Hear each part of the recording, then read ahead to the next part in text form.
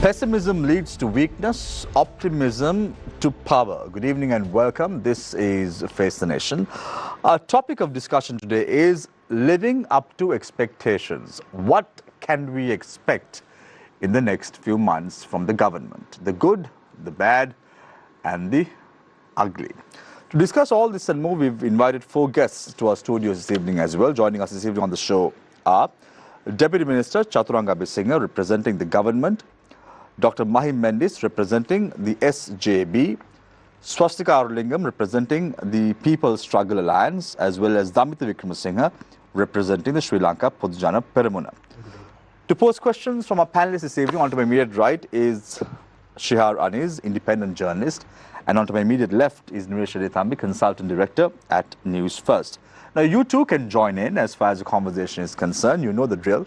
Send in your messages via WhatsApp to 076 656 5353. The number once again, 076 656 5353. And we would be delighted to take those questions to our panelists as the show goes along. So let's get the ball rolling today with Chathuranga Abeysinghe, Deputy Minister representing the government. Chathuranga, fortunately or unfortunately, we're meeting after a few months. A few months ago when you were here, there were a lot of pledges, promises that were made. One of the pledges that you mentioned was bringing up the payee tax threshold from 100,000 to 200,000. There were discussions at that time by President Andrakumar Dissanayake and your government-ranked ministers with regard to electricity tariffs and so on and so forth as well.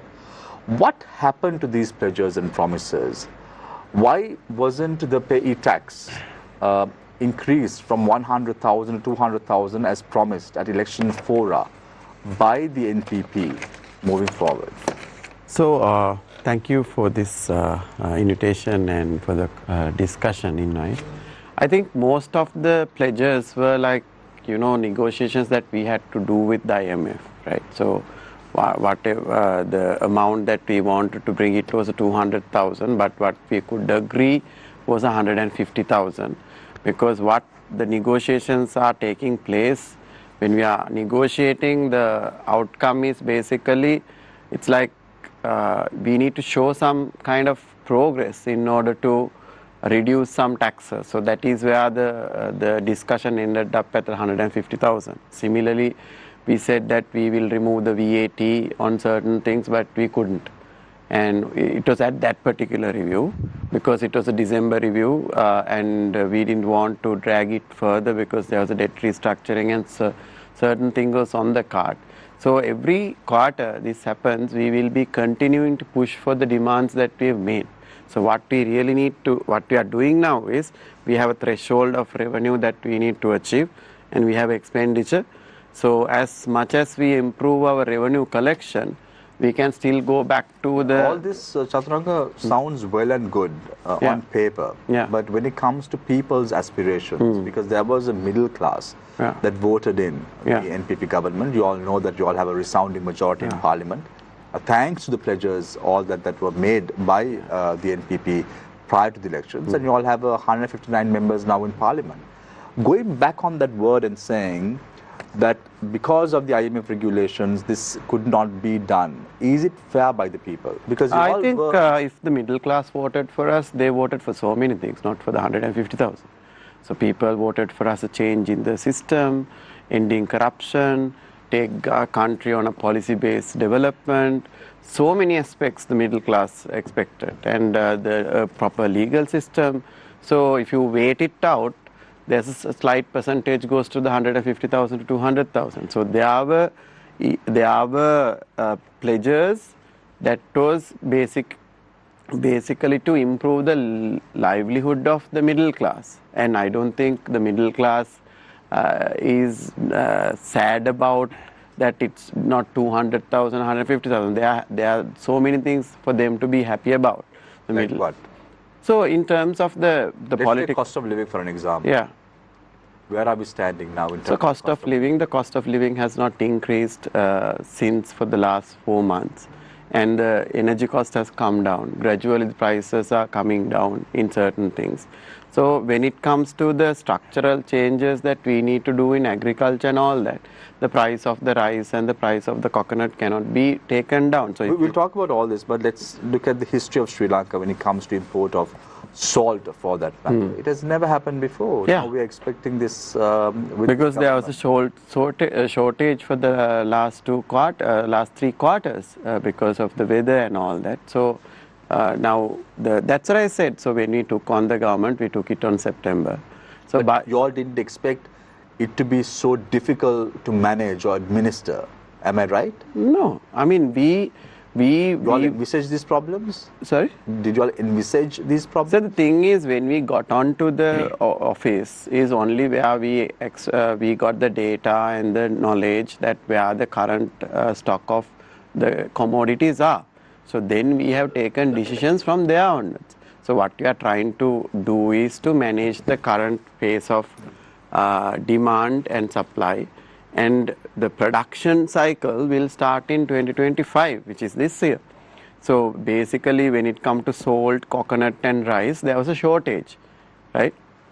And that shortage, the only option now we have is to import a portion as a temporary measure and ensure that the people have a continuous supply of goods and services. Because I remember, if I'm not mistaken, correct me if I'm wrong, your minister, Surin Handuneti, just prior to the presidential election, right after the presidential election, if I'm correct, correct me if I'm wrong, said that everything is going in favor of the government now. Even we are now finding treasures from the earth. And we discussed about this a couple of months ago as well with you. Yeah, everything has gone for the... But don't you think that most of the things are now going against the government as we speak? No. Just the food stuff, because of it was a supply side issue, which was we can't be responsible, but we are trying to solve it from a consumer's perspective. Everything is else, if you take, I mean, here we have discussed enough. Will the currency fall? Will the stock market fall? Will the IMF leave? Will the investors come? All those things have fallen false now.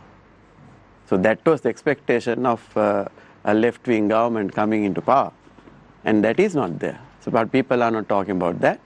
So obviously when you take, whether we are in power, whether SJB came in power, they would also have to face the coconut problem and the salt problem and the rice problem. How we manage it is where people will look at us in a, you know, how effective we are. Right. So one final question, Chathuranga, before I move to Dr. Mendis. You saw one of the statements that you made took the rounds on social media recently, Chathuranga, with regard to coconut. Yeah. You said that Sri Lankan households don't know how to use I said there's a better way of effectively using it. Ways of using it. And then you went on to say that coconut that is being used for milk purposes, there is a 30% wastage. However, how does the coconut sambal work in this equation? Because people eat the entire produce at the end of the day. So basically, I think it was a misquoted thing. There's a small clip that came out. The whole statement was very simple. Said at houses, we consume coconut for 2 things. That is the sambal and the kiri. I said during this process, we waste coconut water and rest of the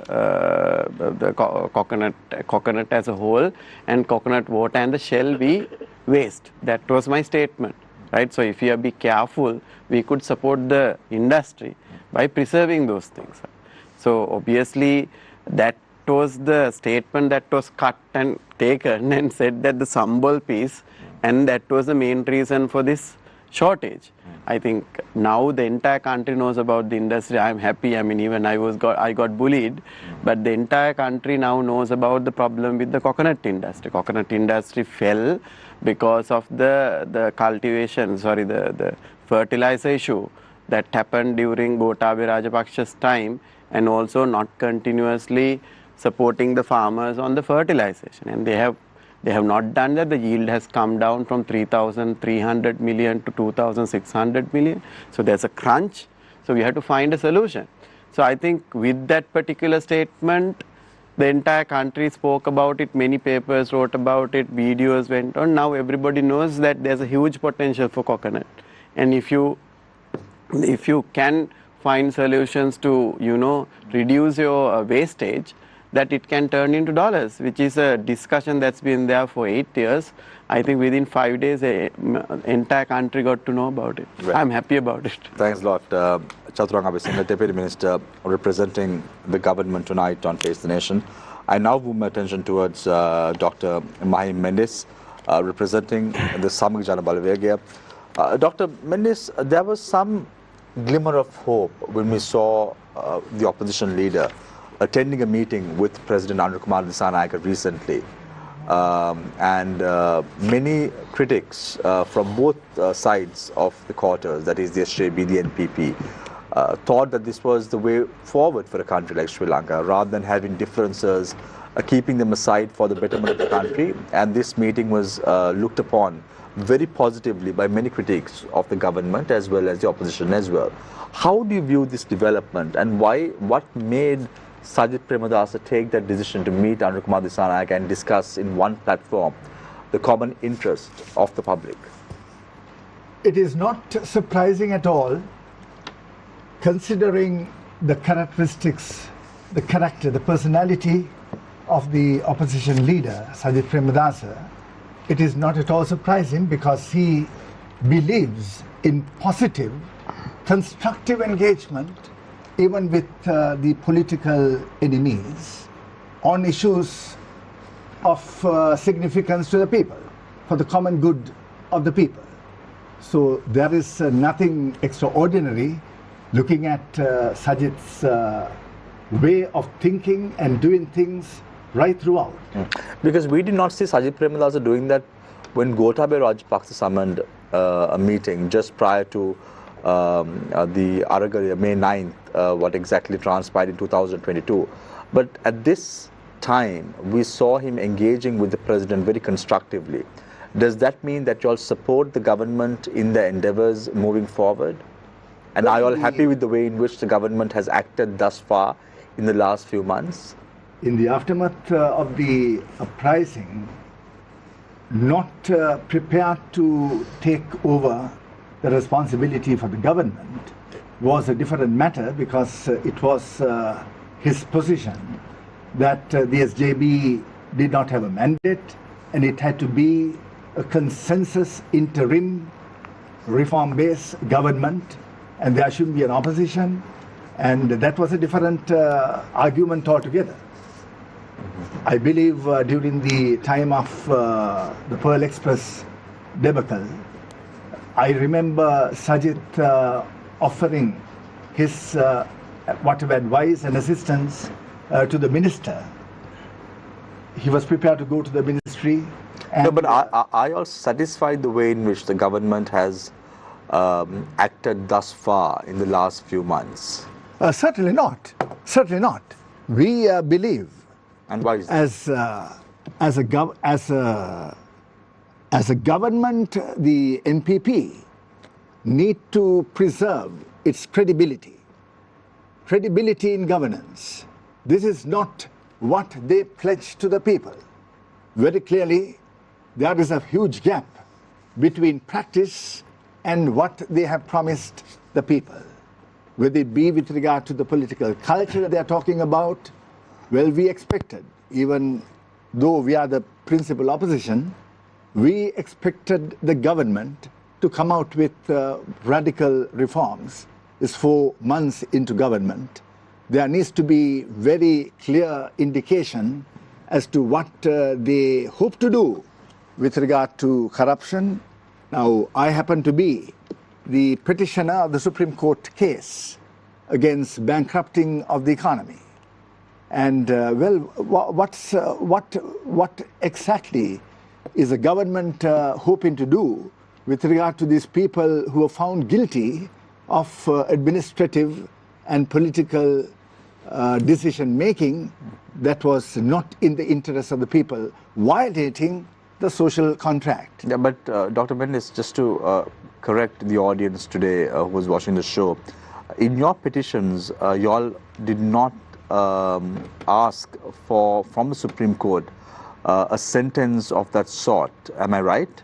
There's Yes, a provision. yes. We Is there a provision? Is there a provision? No, in the case Yes, that was filed, yes, you all did not. our challenge, our objective was to prove beyond reasonable doubt Yes, but as you all to did who is not. responsible. Yeah, but you all did not in any way request or ask the court to give a sentence on this. Yes, but on behalf of the state, it is up to the judiciary and the government to move ahead in ensuring that there is concrete action taken. Why What can't the kind Sajid of actions the Premadasa, government can do? why can't Sajid Premadasa do that? Now, How can Sajid Premadasa move a motion? He has no mandate. Move a motion in the court with regard to this incident and this court proceedings, and say that the people have been victimized as a result of the mismanagement of the government, and request from the court future steps that need to be taken. Can't that be done, Dr. Mendis? Well, it can be done. It is, And it why is is the it obligation. It is obligation of the government, and also in the context of the structural, you see, the arrangements, the legislation that is there, and you see the limitations relating to. Dr. Mendis, very quickly, you said you all expected some radical changes in the culture of politics in Sri Lanka. What sort of radical changes are we talking about? Just give me a few examples, if you don't mind, please.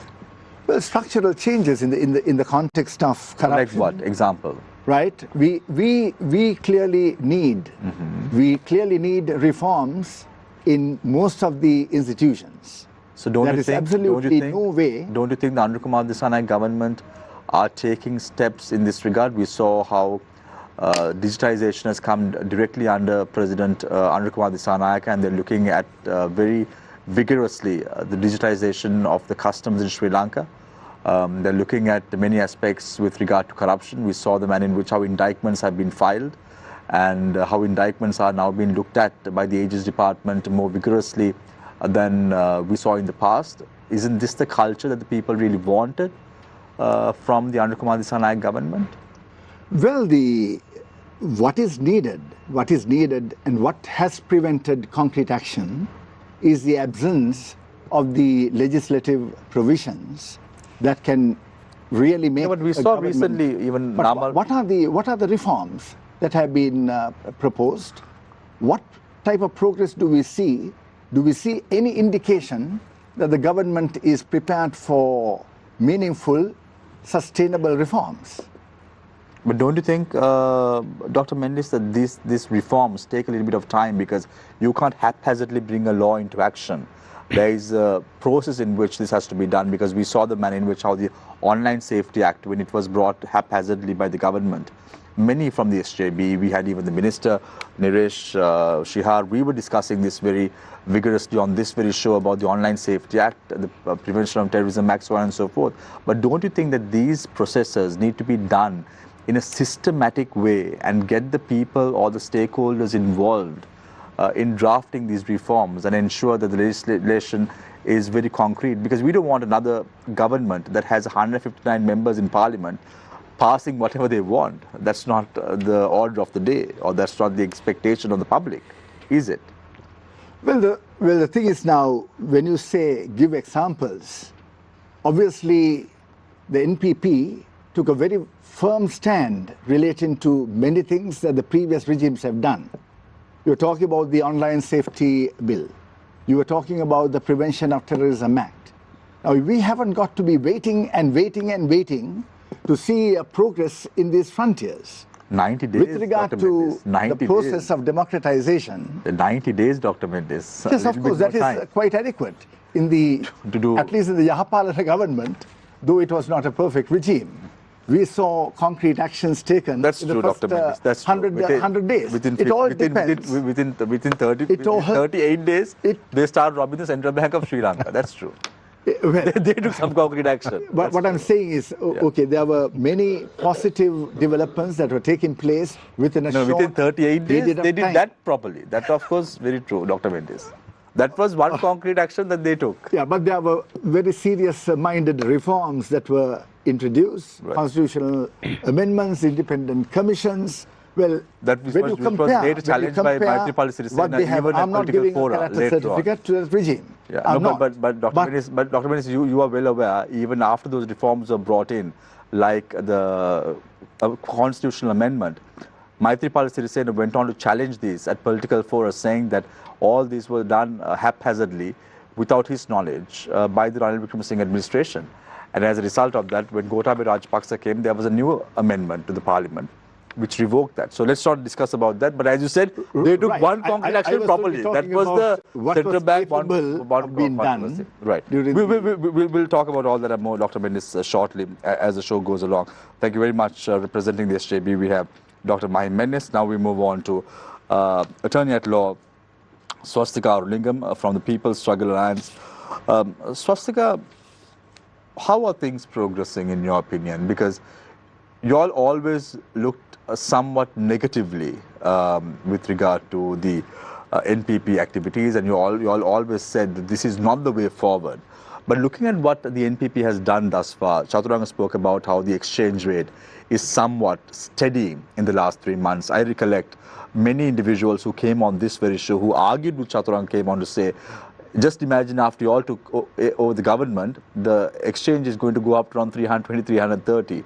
So a lot of negative campaigning was done on this very table prior to the elections. Now, somewhat, they've done a decent job with regard to the exchange rate, with regard to filing indictments again. That is the mandate that have been given to them. How do you view the progress of the NPP government in the last few months, especially after President Anil Kumar Dissanayake took power? During the election campaign, we had very serious concerns about, for instance, the debt restructuring which Ranil Wickramasinghe entered into, the domestic debt restructuring which happened during Ranil Wickramasinghe's time, and various laws which were passed, for instance, the Online Safety Act and so on. So we had those concerns. And the NPP government was saying they're going to do alternative debt sustainability analysis. In fact, you filed a case against the domestic debt restructuring, calling it against the people, against the workers. There was a promise that they would repeal the PTA. There was a promise that OSA would be abolished because they were one of the petitioners in the case. There were many promises made. Far as I could see, none of those promises were met. To give the most recent example, leave out the domestic debt restructuring and so on. The most recent example is the PTA. Soon as the new government came to power, they started operating the PTA. They started issuing detention orders on a securities scare, which to date the Sri Lankan people don't know what the scare was about. So yes, there are many speeches being made about the fact that there is stability, we have to implement this clean Sri Lanka and so on. But my only concern is that this is a party which has been wanting to come to power for a long time. I mean, this is not the first election where they're vying for power. They have been wanting to come to power for a long time. So my simple question is, if you have now come to power, and if you are saying we did not know these numbers till we came to government, we did not know the fact that there was going to be a rice shortage, which I don't agree with. But if you are saying that now, my question is, did you plan to come to power without actually knowing the ground situation? In which case, I think, Sri Lanka people have given a mandate. People have taken a huge risk and given a huge mandate to the NPP government. I just worry that they do not have the political will to take that mandate forward. And so far, that is what we have seen. And of course, it's just, as you said, it's just 90 days. We are not expecting, huge reforms within 90 days. But at least within 90 days, we should know where the government is going. All we hear is problems. This problem is there, that problem is there. The country knows what the coconut problem is and so on. But we don't know where the government is going. What is different to, for instance, what Ranil Wickramasinghe has done? Are you just, following what Ranil Wickramasinghe has already done and saying, okay, now things have not gone wrong, but this is what Ranil Wickramasinghe has already done, and then in which case, what is the difference between the NPP government and the previous government? So these are legitimate questions which we have, particularly on the things which they challenged when they were in the opposition, like the domestic debt restructuring. Swasthika, with regard to long-term detainees that are held up right now in prisons in Sri Lanka on the PTA, is this something that you all are concerned about and you all want to bring to the attention of the NPP? And if that's the case, what are those aspirations looking like in terms of the eyes of the general public and those who are in the Northern East in particular? The long-term political detainees or long-term detainees under the PTA, we call them political prisoners on the basis that anyone who is arrested under the PTA is a political arrest. PTA opposition is that the PTA cannot be properly used. So these prisoners have been in detention for over 10 years. So we had similar experiences with the JVP, but when Mrs. Bandaranaike came to power, there was a general pardon and people were released, and then they got into the parliamentary system and so on. So the civil war in this country was a political issue. You can term it terrorism, whatever you want, but ultimately it was a political issue. And on that basis, we have been asking various governments, not only the NPP government, that these prisoners must be considered as political prisoners and they should be released. And in fact, the NPP took that position, that these prisoners should be released, PTA should be abolished. There was no need for another anti-terror law. That was Mr. Ratnayaka's position in 2017 when the Yahapalnya government tried to bring the CTA. In fact, many members of the government had the same view. So now after they come to power, they're coming and saying, we don't consider anyone political prisoners. Just because NPP comes to power doesn't mean political prisoners who existed last year suddenly disappear. They're still there. So this has been a long-term demand of, particularly from people from the minority communities, from the Tamil community and so on. And this is something which the government was promising, or the NPP, the party, was of the same position, that these are political prisoners, they should be released and so on. But now they're like, there are no more political prisoners. Suddenly they don't exist anymore. So this is a big, I would say a big betrayal or a violation of the trust which particularly communities from the north and east had placed in the government. Very quickly, Swasthika, how do you view the government's economic policy? Far left, left, center left, or right, far right, or center right? How do I view Ranil Wickramasinghe's economic policies? He said he's going to privatize. No, this is not Ranil Wickramasinghe. No, I'm just... the NPP government. Yes. So for me, from what I can see, even yesterday or day before yesterday, I think, Anura Kumara Dissanayake said they're going to now privatize loss-making state-owned enterprises. We have spoken about how these state-owned enterprises became loss-making in the past as well. So basically, they're following the same economic policies and principles of Ranil Wickramasinghe. Ranil Wickramasinghe has never called himself a left. So how is the NPP a left government? It's not left. Perhaps right, perhaps center right, I don't know, but it's definitely not a left government. As long as they listen to the IMF and allow the IMF to dictate what they're supposed to do, then they can't call themselves a left government. Right, thank you very much. Swasthika Arulingam, attorney at law representing the People's Struggle Lands. I now move my attention towards Damitha Wickramasinghe, representing the Sri Lanka Podujana Peramunda. Damitha, recently we saw President Anura Kumara Dissanayake saying, don't be disgruntled when action is being taken against those who have done corrupt activities. In Sinhala, loosely translating it to Sinhala so the people would very clearly understand what I mean by disgruntled, he said, Kendiri Gannepa. Why are you all disgruntled? Who is saying that? The president, of course, he must remember, he was elected by the people. It's not like in China that, there was a long march and, power was grabbed by a single party. So this is still a democratic country. And anybody who wants to disgruntle or not, that's their democratic right. But we have to also remember, now the president, which took enormous steps, enormous risks, including his family, to eradicate the LTT menace. Whether it's a political problem or not, I don't want to get into that territory, but there was a terrorist problem and it was eradicated. And that particular, sorry, we can have a debate on that later on. Yeah. So that particular president's security was reduced by 2/3. And today, a prominent YouTuber who is an ardent supporter of the NPP is given MSD protection. Is that called for? Is that the Punurodhe? Is that the renaissance? I'm just quoting the police media spokesman. Right. I'm just continuing saying, whatever statement that you are making, you have to take full responsibility. I'm taking responsibility because it was conveyed, it was publicly disclosed by the police media spokesman. So a YouTuber who has been promoting the NPP ideology. Whether he's a member of the NPP or not, I'm not aware. I cannot take responsibility that. But is he getting 60 security staff? I don't know. Obviously, he was not a former president who eradicated a. No, that's what you mentioned. You No, said no. that a prominent YouTuber is getting all YouTubers getting MSD security, whether it's one personnel or 60 or 250. This is the first time in the history of this country that I heard a private citizen. Sometimes the journalists have got due to, I don't know, many reasons. Yes. Many reasons.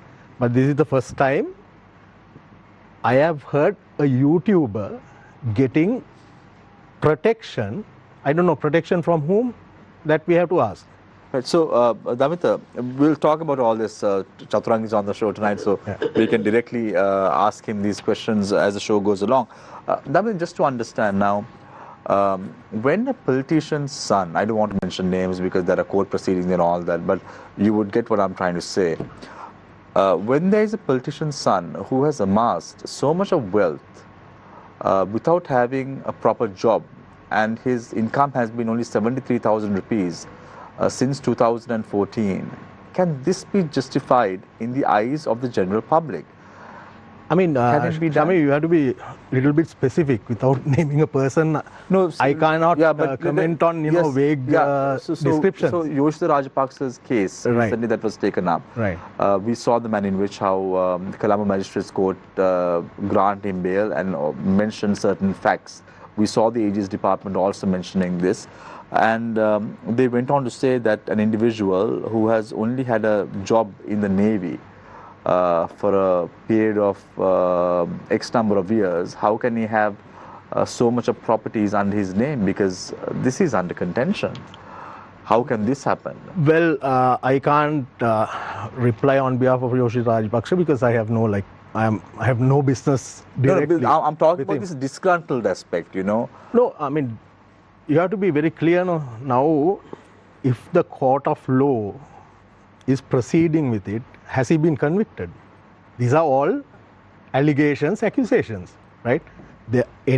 No court of law has proven that this amount of wealth was amassed or whatever, and I have no idea of the figures that you are mentioning, and also I have no idea because what kind of because one of the prime suspect, the accused of this case was a lady who's related to Yoshida Rajapaksa, and she had said that she got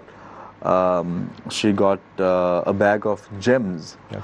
She probably is the most wealthiest gem merchant in Sri Lanka. So, how do you dispute that?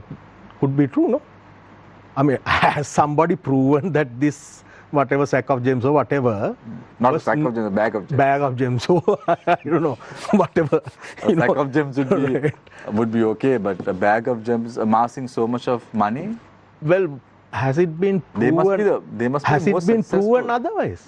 They must be the most successful. Has it been proven otherwise? I mean, I am not the person to be, responsible to reply. No. I'm asking you this why, because now If we any saw politician- how even now during the campaign, Nama Rajapaksa had to declare his assets, and we saw the manner in which how he gets an income of 4 million rupees every month from a loan that he has provided for 300 million to some individual. So I'm trying to figure out, a politician making 300 million, if that is the case, everyone would love to do politics. Well, Shamir, I would have to say again, I'm not his tax accountant, so I'm not aware where his sources are coming from. But one thing I'm aware, he's married into a wealthy family. It could be his father-in-law, somebody who... He has not mentioned that. He has said a loan that you can't mention everything in a asset declaration. You just put the figures, right? You don't have to say that it came from grandmother to grandfather. I mean, you don't have to give the lineage. So I'm not his tax accountant, so I don't know. I mean, so I will give you Damitha, specific. Yeah, before I open the floor for questions, I'll just mention one thing. When the central bank was formed in Sri Lanka, there was an individual named John Exter. And he has mentioned in the book when he was launching the central bank in the country of Sri Lanka, that's the central bank of Sri Lanka, He has said any individual whose integrity has been questioned, he does not have to be convicted by court or whatever it is. Right. If his integrity is questioned, he is not suitable to hold the post of the governor of the central bank. And I leave it at that. That's not the law of the land. It's I leave it at Mr. that. opinion. I leave it at that. I leave it at that. Let the people decide whether integrity is being questioned or not. So I want to open the floor of questions. Onto my immediate right is Shihar, onto my immediate left is Niresh. But with your permission, I just want to pose one question to Chathuranga, some points that was brought in by Swasthika. Are you all going in the steps of Ranil Wickramasinghe in terms of economic governance in the country? No. So we have a policy that's put forward against the neoliberal structure. So we are going through the mandate we have given. So we have clearly stated which SOEs we are going to keep. We have clearly stated which SOEs we will reform. We are now evaluating which SOEs that we might have to let go of. And in terms of the economic strategy, we are very clear how we are supporting the local industries, how we are protecting the local industries, and how we are now we are bringing the anti-dumping bill. Ranil wouldn't have done it. We are bringing the tariff policy. Ranil wouldn't have done it. Ranil wouldn't have given the subsidy to farmers. He wouldn't have given the subsidy to fisheries. He wouldn't have increased the Aswasuma. He wouldn't have given 6,000 rupees to children. He wouldn't have done that. So our economic policy is very clear that we will strive for growth, which we are. We have very clearly indicated to IMF the thresholds you have given, we will manage. But how we are going to do it, it's not your problem. What are we are going to expend on? Now 1.3 billion, 1.3 trillion, we are going to allocate for capital expenditure next year, that is for growth. And that amount of money has never been invested in the recent past. So that is to induce growth. So the expenditure and in terms of how we will collect revenue going forward, and also our foreign policies. Yeah, but the revenue growth, the revenue targets that are going to achieve Chathuranga should not be squeezing the necks of we won't. So we are slowly reducing. Now, if Ranil was there, would he have fought to reduce the VAT of the milk? Next time we are fighting for some other commodities as well. See, every review we have to show progress and we have to demand it. We are in this agreement, but we are not willing to go by the same rule book that Ranil would have gone. If Wickramasinghe was there, he wouldn't have increased the withholding tax from 5% to 10%, but you all did that. I don't know whether he would have, but we have done it because we want to increase the tax net. So that is the whole purpose of withholding. The withholding tax, nobody has to be worried about it because you have the credit if you are paying tax. If you are not paying tax, we at least get 10% out of you. So that is the best thing to do to widen the tax net. Now everybody who defaulted taxes, who never paid taxes, now at least paying 10%. So for but that is not something that it's not a tax, no? No, but that is not something that the government should be worried about. We had individuals in the caliber of the PwC late head who was on the show, and he said that when you have a taxation from 0 to 5%, automatically in your tin, all these numbers are looked at, because when you're paying a tax, this goes based on the bank account to your declaration of your taxes. So you don't have to worry. No, you don't have to widen it by putting 10%. Automatically, you're going to get this number. I think we are mistaken. It's not a tax, no. It's an advanced collection of tax. Withholding tax is not a tax. We have to be very clear about this. And withholding tax. Withholding tax you pay. No, Shamir. It's an earlier collection of tax. It's a method. It's not a tax. There are few tax. Income tax, VAT, cess, and all that. But that's not true. It is true. I can vouch anywhere. Withholding tax is not a tax. So are you telling me that someone who's earning over 150,000 in interest payment, the bank doesn't deduct 5% of the withholding tax? It's 10% now. Now 10% now. Yeah, 10% they will. But are you saying that they don't? Bank does. Yeah, so bank does. So when the bank does it, the bank puts that in your payables, and automatically that goes to the government. Yes, that's true. So you can claim government it back gets every year. So when you put your tax return going forward, you can say the bank has deducted 10%. So now what I am liable to pay for the inland revenue, I can adjust it. That's the policy of withholding tax. Now the problem came, there are people who does not cross 150,000, still their one is getting deducted under Ranil Wickramasinghe's regime. So now what we are going to do is we are going to give people a certificate that they are not liable to withholding tax, so the banks will not deduct from the people.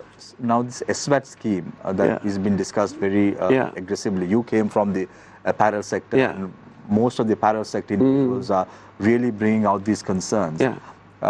Even the SWAT claims that were there in 2011, 2012 have not been paid to those respective so that's the inefficiency in the problem, what was... So how confident are you that the government is going to pay back the people of Sri Lanka? I know the system has worked in countries like Canada. It works perfectly well.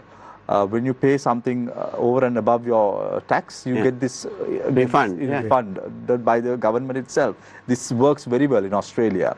But there is no history of this working well in Sri Lanka yet. So people are scared. No, people should not be scared. That's why I am clearly saying the people who are scared is ones who does not file tax, because you lose 10% now, not only on interest. Withholding taxes apply for rent, withholding taxes apply for services, withholding tax for any income that you get other than salaries. So it won't be a rollover. What?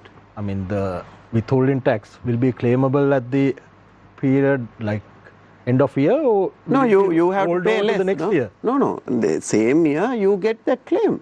You don't have, actually it's not a claim. You say this year my income is so such that I have to go file a return. How it works. What I'm asking is, will the inland revenue pay back? No, it won't pay back. It will reduce your liability. You don't have to pay the full amount. You don't get anything back. But what about the people who are getting less than 150,000 per month? That's what we are giving a solution. So this 10% has not applied yet. It's coming after the 1st of April. 1st of April. By that time, there will be a mechanism. If you are below 150,000, you can give a some a written document to the bank, and the bank will not deduct because you are not part of that tax structure. The widening the tax structure is a must that we have discussed here all. So until we go by assets, that's the only way to go by assets. So next thing, so the other way is that you keep charging withholding tax. So at least 1/3 of the tax is now getting collected, which is good. Swasthika, are you satisfied with the answer? No, these are declarations, no? I mean, he just said we have to widen the asset base and so on. I have a different question, Chathuranga. Now, in your initial remarks, you said, basically we need to settle with the IMF, like IMF agreement. We have to negotiate, keep negotiating. And then you said like they have given you the targets and you want to meet the target, and there is no, in between you don't have to do anything, right? Isn't there a contradiction? No. The target is your fiscal positive balance to be 2.3, and we are okay with it because we are reducing expenditure. Ranil would have reduced expenditure. So there's two ways to achieve a positive balance, right? One is to increase taxes, as you said, you charge the people who pay, you can increase tax, which is what Ranil did. So we are holding what Ranil did and trying to release people as much as we can. On the other side, we have dropping the expenditure. So that also gives a 2.3 positive balance. But how much are you going to reduce the expenditure? So, I mean, you can look at in the budget that we will have a 2.3 positive without increasing any further taxes to people. We are trying to bring it down as much as possible. So where would have gone down? Our administrative expenditure would have gone down. Our unnecessary expenditure would have gone down. So that will be reflected in this budget. Chathuranga, my question is now the allegation you all leveled during, when you were in the opposition was IMF was dictating to Ranil's government and Ranil was implementing it. Yeah. Isn't it the same now? No. Because you all are doing the same thing, right? No, IMF have dictated 3 conditions which we have now agreed and we are moving on, right? What our What's the difference? So the difference is how you achieve those targets. Ranil was just going by the recommendations that they give, but we are not going by the recommendations they give. We fight, we negotiate. Today even I asked Harshana to come for this program because I had another program. He said yesterday, today from 9 o'clock to 11 o'clock there are meetings with IMF because this is a continuous negotiation. So now you are stuck in the structure when we came into power. Now we have to keep negotiating the better benefits to the people and to safeguard our industry. So if we go on the same line of what Ranil went, there wouldn't be industry, there would be people also. So I can guarantee one thing, there won't be more taxes on people, right? Only way that what will happen is as we improve our tax collection, we can slowly bring down the VAT, which is the indirect tax component. So that's what we are striving for. So that's why we are saying the strategy of Ranil was to achieve what was said by squeezing the neck of the people, squeezing the SME sector, and he never gave us a solution for SME sector. We are trying to give SME sector a benefit, and we have given them room to restructure. This was not there 1 month ago, 2 months ago. But what about the IMF plans on inheritance tax and then property tax and wealth tax? They were supposed to be implemented from 2025. So this is not proposed in this budget, I guess. I have not gone into the detail, but so I don't think that will come in at this budget. You know the difference Why? between... I mean, that was one of the IMF proposals. So yeah, so that because now we are convincing them that economic growth is at 5%, we can still meet the target of 15%.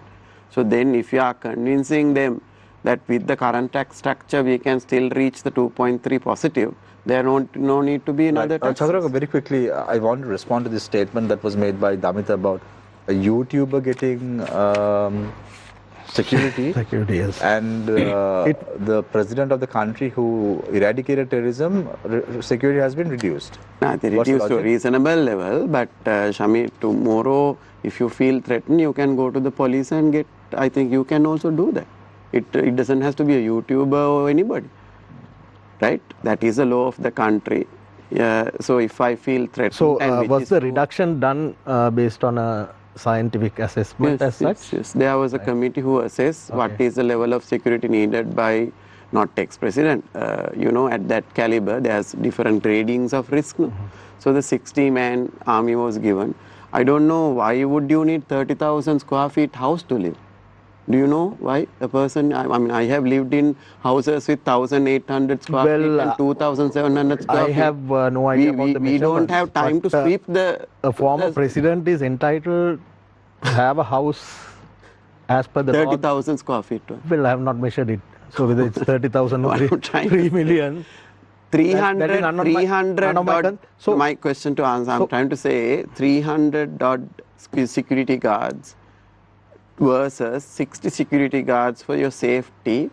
The people who are responsible for safety has determined 60 is enough. So was it done after a process, after diligence? Yes. There was time. They were given 3 weeks to evaluate and recommend. But then why did the President Ranil Disanayake at a rally said Dangaluut Tawat Tadu Karna? Yeah, I think that's a bad statement. Yeah. Personally, I can't. No, it seems like politics behind it, right? No. There was a political statement.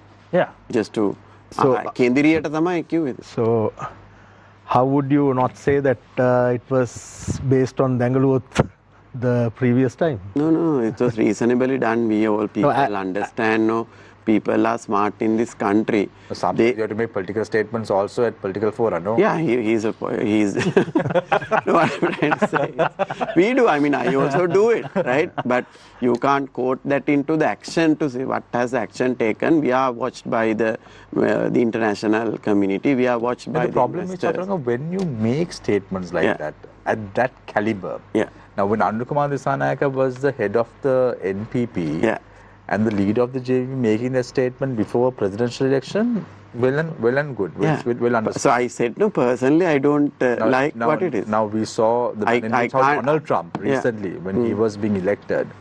There were people from, there were Barack Obama was there, Bill Clinton was there, George W. Bush was there. You know, all these presidents were there. Now, he didn't tell at any point, I'm going to reduce your security, I'm going to reduce your security, I'm going to... Knowing Donald Trump, an individual of that caliber, Yeah. you know, it's a So you can possibility of judge him saying- Janura. I mean, you can judge Janura. That's okay. I mean, that's who we are. We are humans. So 30,000 square feet house, is it really necessary? Let's not...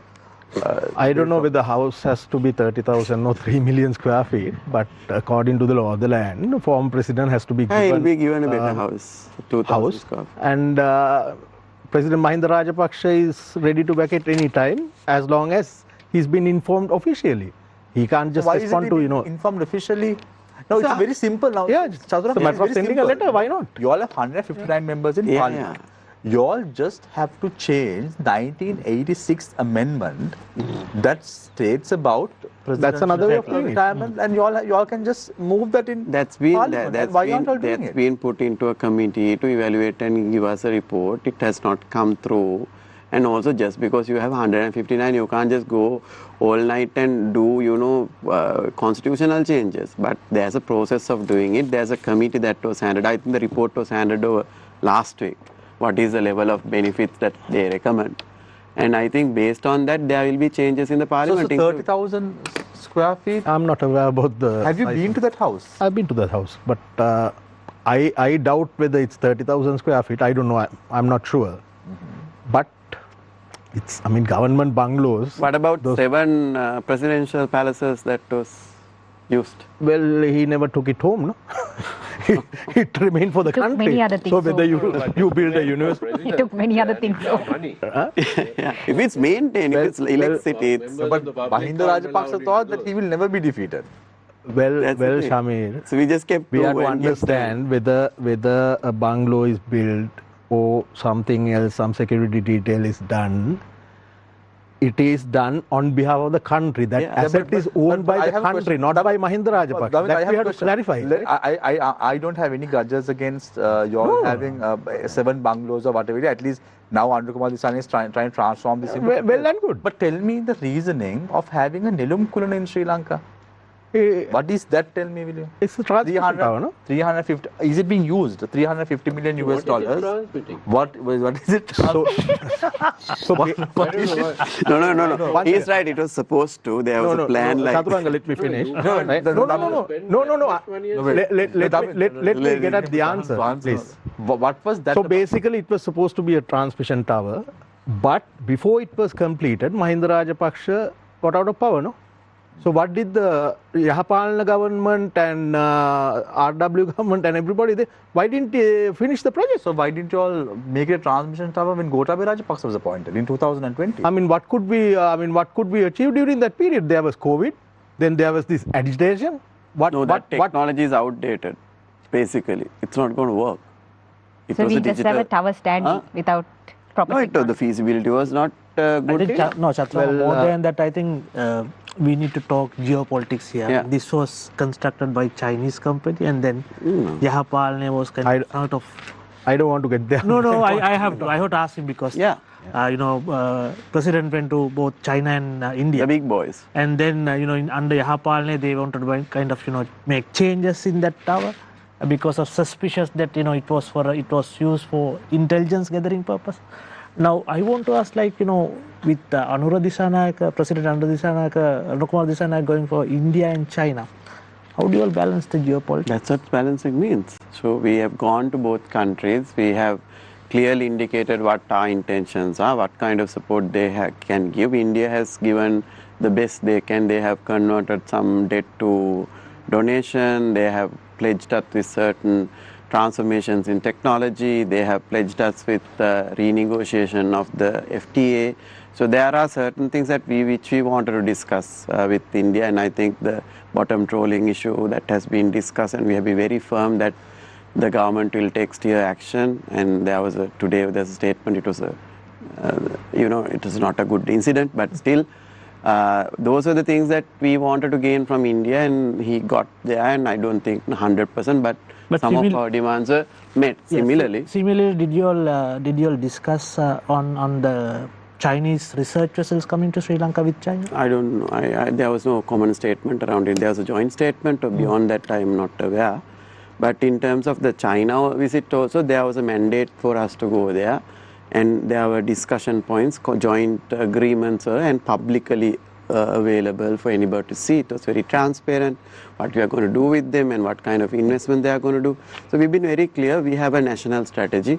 We need investments for energy. We need investments for infrastructure in terms of zones.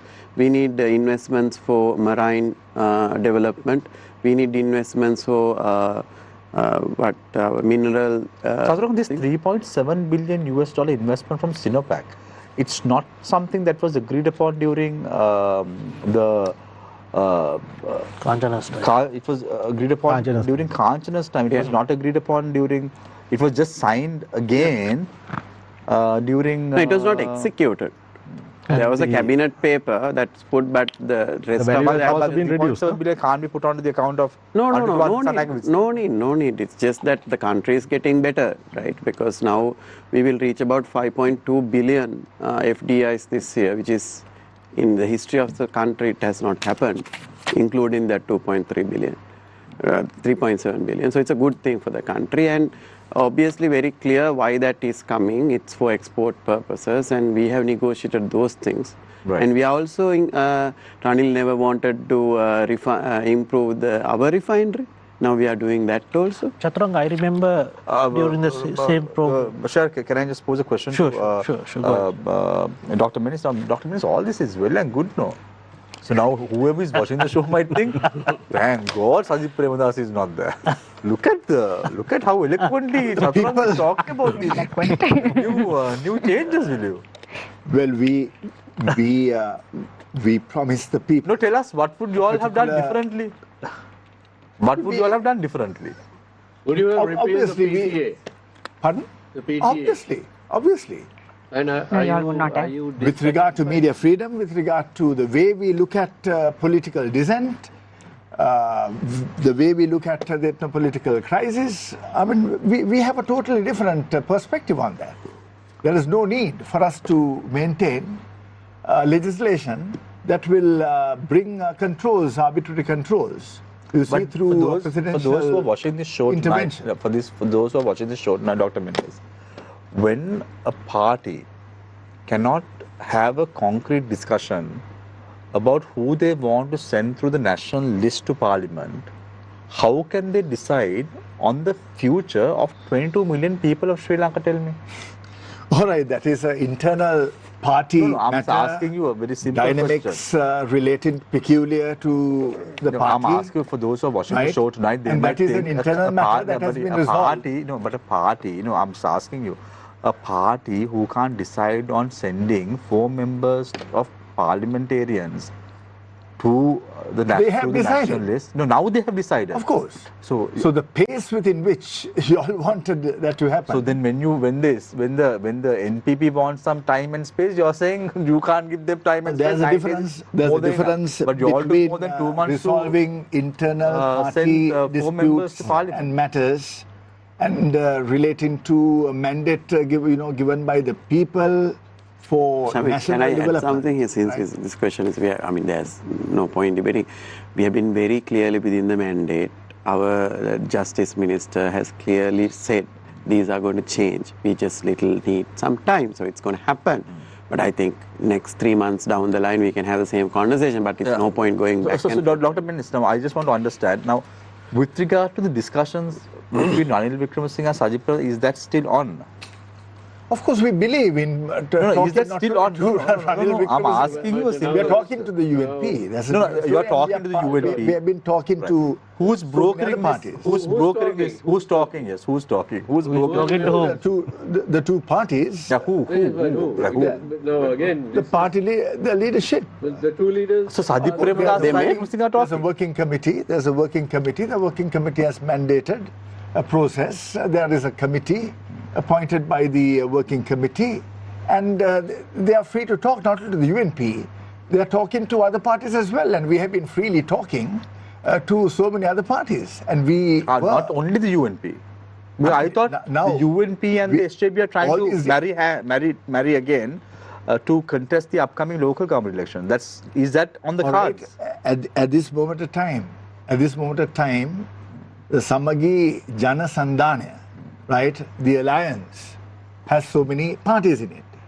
The Sri Lanka Muslim Congress to Manu Ganesh and to so many people are in the... People who made Sajid Premadasa life difficult when they were appointing three members That's to... why those are dynamics in an alliance, right? Yeah, Doctor, what I want to say is that the SJB talked to so many parties, right? And if what we have in mind is Dr. Mendis, just to understand, Dr. Mendis, do you think the SJB requires a new leadership? Well, why should... No, very simply, does it require... Right, you're asking me. I do not think the SJB needs a new leadership.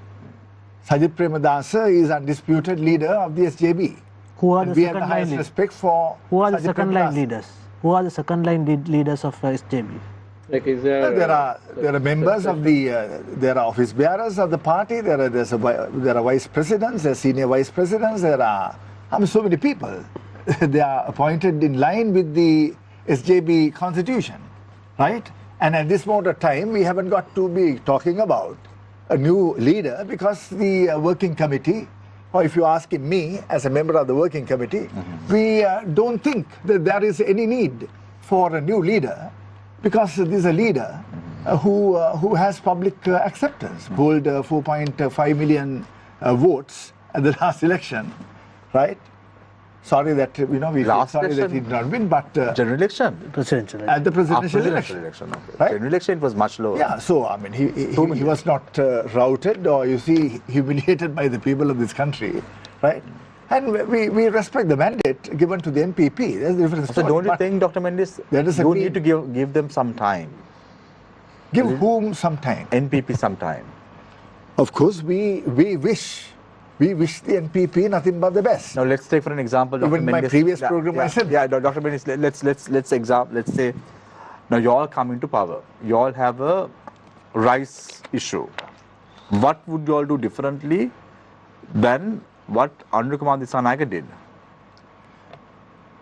Well, obviously the party and the policy on agriculture, the way we treat the farmers, the fishermen. So you have to do it within 2 weeks. What will be different. I mean, we have a different policy. No, but what is that policy?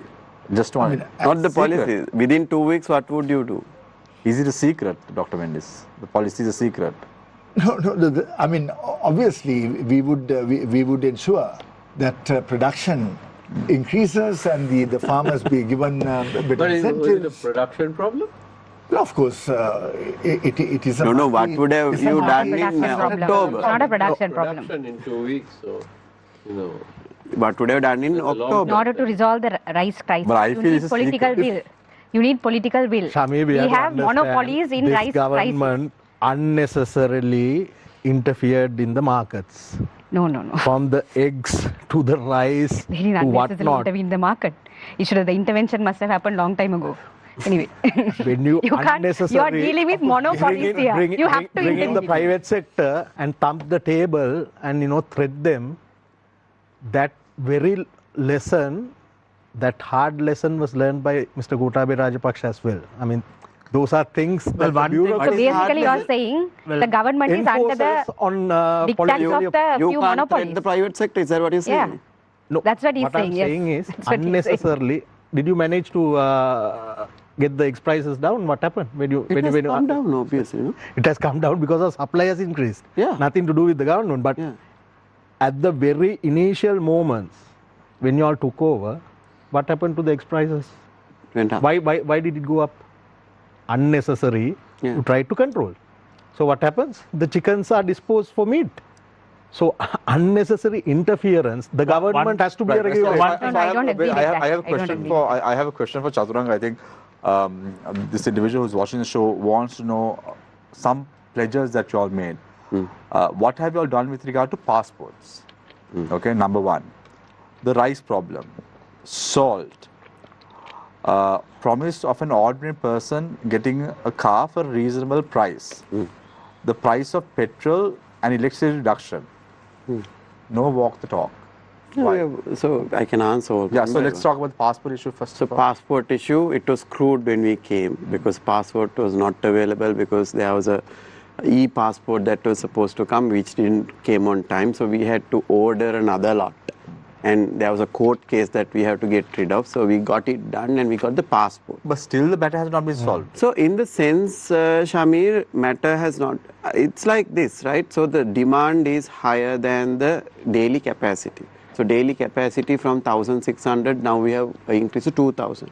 So everybody is, after 5 months, every passport is urgent passport. No, we practically look at it. So everybody who's coming and getting a passport on a daily basis, they are getting. But if you go for the normal process, you get a interview in 3 months. So there's a backlog that needs to go through.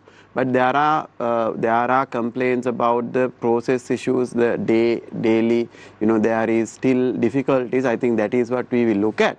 But early also, passport office on a daily basis issued 1,600. Now we have increased the capacity to 2,000. So there's a backlog, and that's how it's going to, tame down over a period of time. So there is nothing else that we can do to increase this throughput. Yeah, so I want to ask you a question, Chathuranga. Now, we know when Gotabaya Rajapaksa was in power, when the country was in bankruptcy, people really want to leave the country. Do you think the people want to leave the country under Kumar Dissanayake government as well?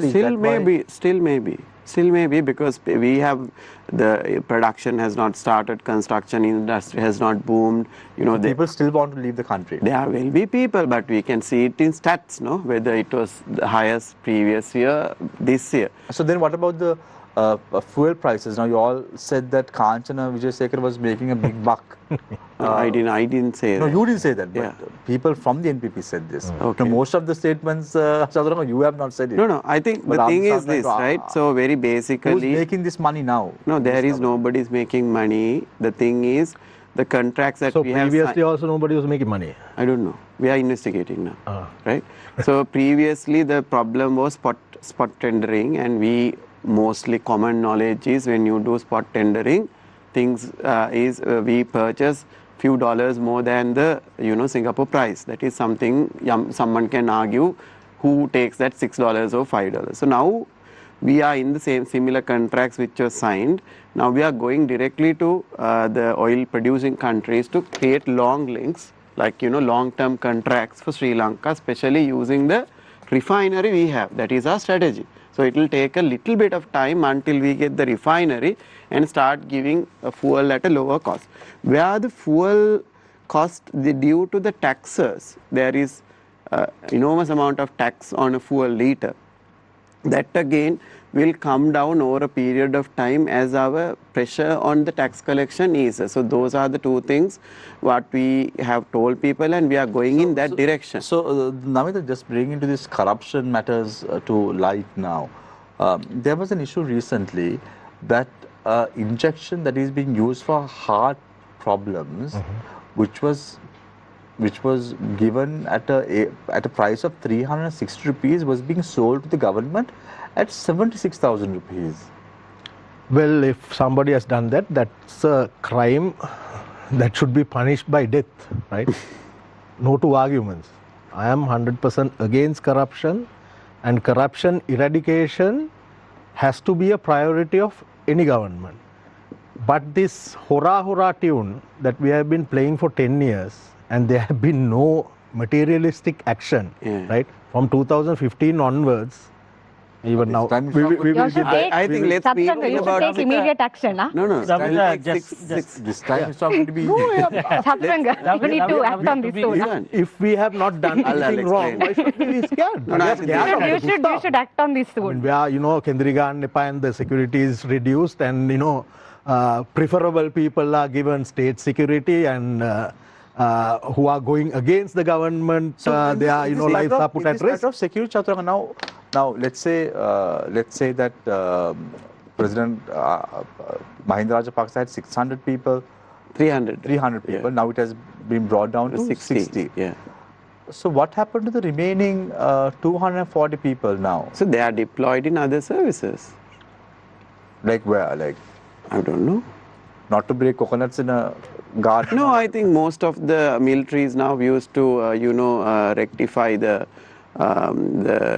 paddy storages. Some of the military is now working very hardly on the Clean Sri Lanka project. So the thing is there's a fixed cadre, right?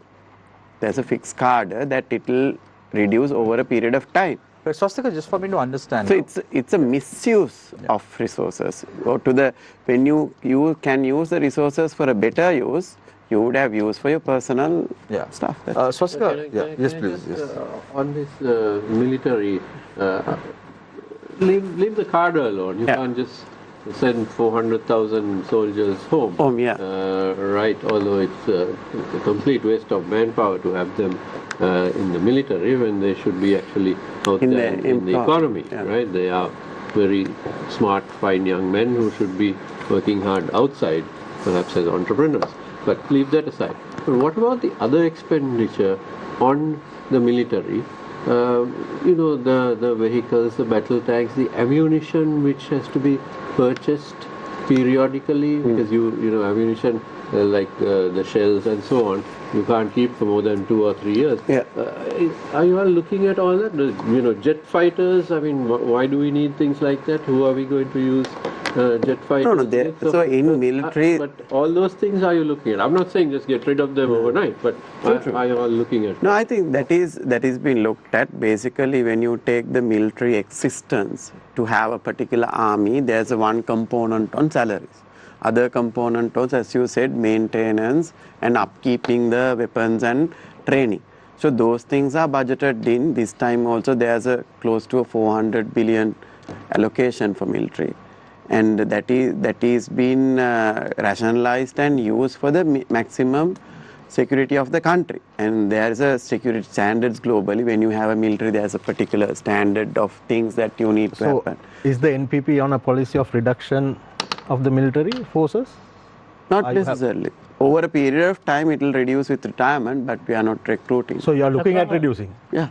Chathuranga, you in the same, in the previous forum, you said about the Adani project, right? You said that a government delegation will be going to India in January, and then to review and then have negotiation with them. What happened to that? It has worked very close to the value that we want. So it will come within next few What's the amount you want to? So we want to bring it below 0.6. So that's a negotiation. 6 cents. For 6 cents. So it was at 8.7. Right. So if it doesn't come below that, we will not adhere to the agreement. Swasthika, tell me, what would you all have done differently if you all were in power? Well, on the rice question, we would have at least used the sovereign power, the executive power, to nationalize the rice distribution. Wow. So are you saying that? No. I'll tell you why. Right? Yeah, don't tell me. Rice is not something. Yeah, tell me how it's going to be done. No. At one so point. I'm going to say that Dudley Sirasa will have to close down his. No. Nationalize, take over the storages, and let them file cases and deal with it in court. This was a national. At one point, this rice issue. Let me finish. At one point, this rice issue was a national crisis. People did not. I mean, there was a time when we thought we won't have rice. It's not a joke. It's not a joke where 5 millionaires come and, discuss with the government and say, oh, yay, hooray, we got the rice price, now let's release all the rice. And even afterwards, we're importing rice. It's not a joke. It's not a joke where you just come and sit in a table and say, oh, that's the best we could do for a government which had a 2/3 majority in parliament. What is the threat which the government used on the monopoly? But Swasthika, nationalizing something that has been built by an entrepreneur for a long period of time, is that fair? Holding a country hostage to the staple food of the country, is that fair?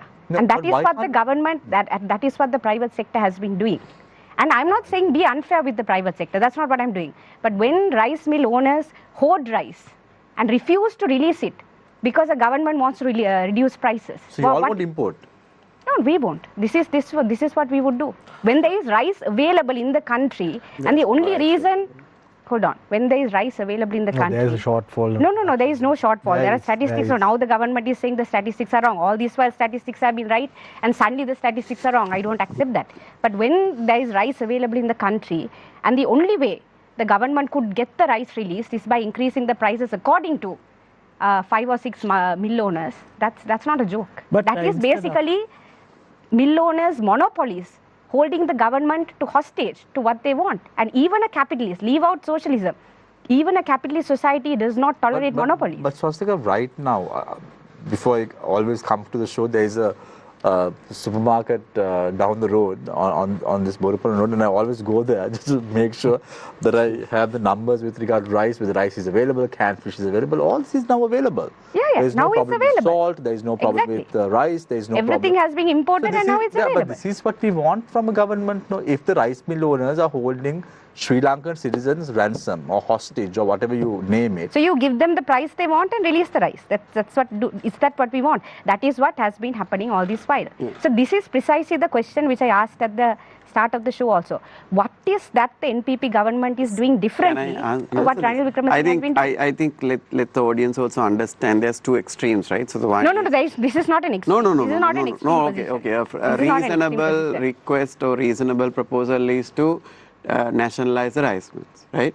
We don't want to do it because we don't. But you all said that you all will do that. You all will go to the extent of going and asking the military to operate.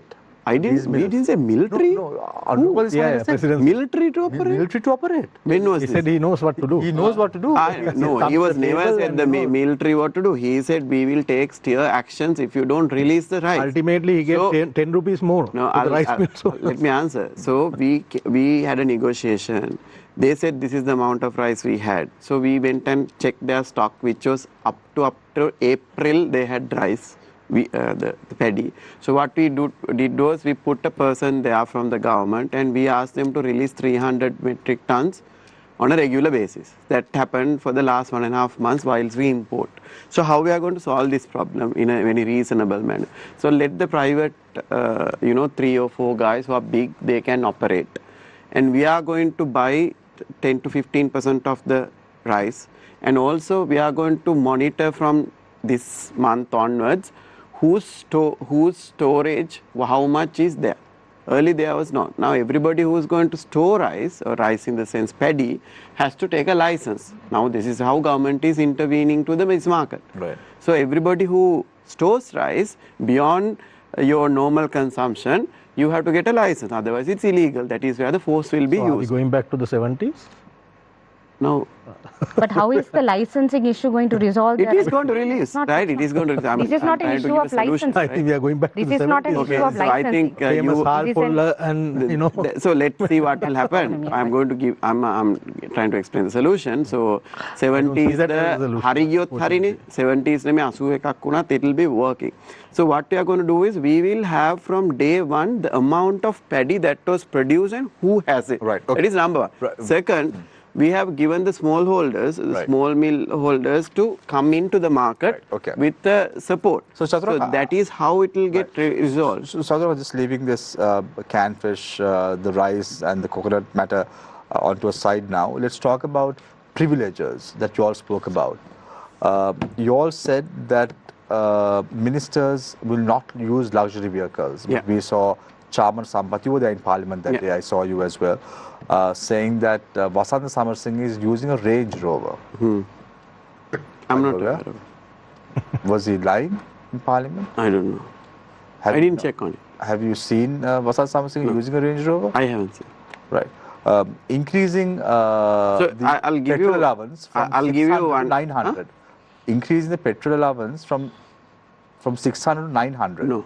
For ministers, that has not happened as well. No, initially there was 3 vehicles for us, like ministers, and the allowance was 1,950, right? So we have now make it 2 vehicles. The reason is 2 vehicles are not running like early days, right? So I have 2 vehicles. Every given time some problem comes in the vehicle, so we switch and run. It's only one drive I have, right? But for these 2 vehicles, there's 900 liters that's been given. How much was it before?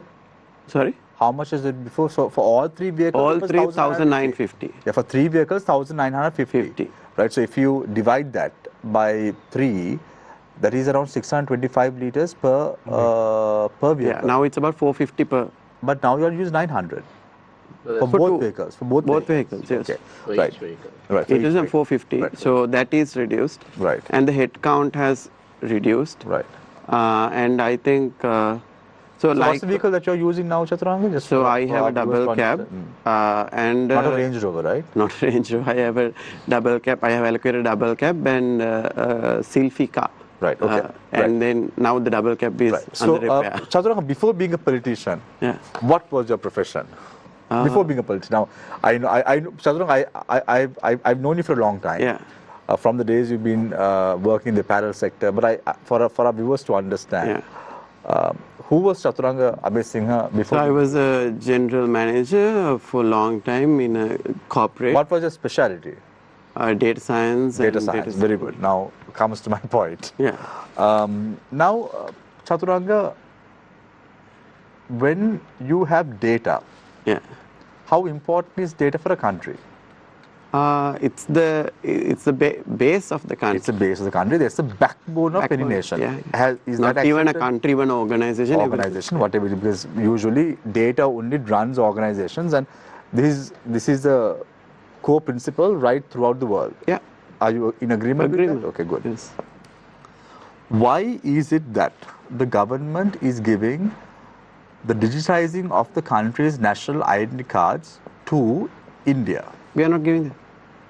Who's we are, doing it? we are getting their management services. Data will be secured in our servers. Data collection will be done by our teams or local vendors. So there is no data breach or security issue in terms of this particular process. Right. You are very well aware, Chathuranga, Sri Lanka has developed one of the most competitive and most amazing softwares to the London Stock Exchange. Yeah. And we are the pioneers of data protection and so on and so forth, almost in the world. Yeah.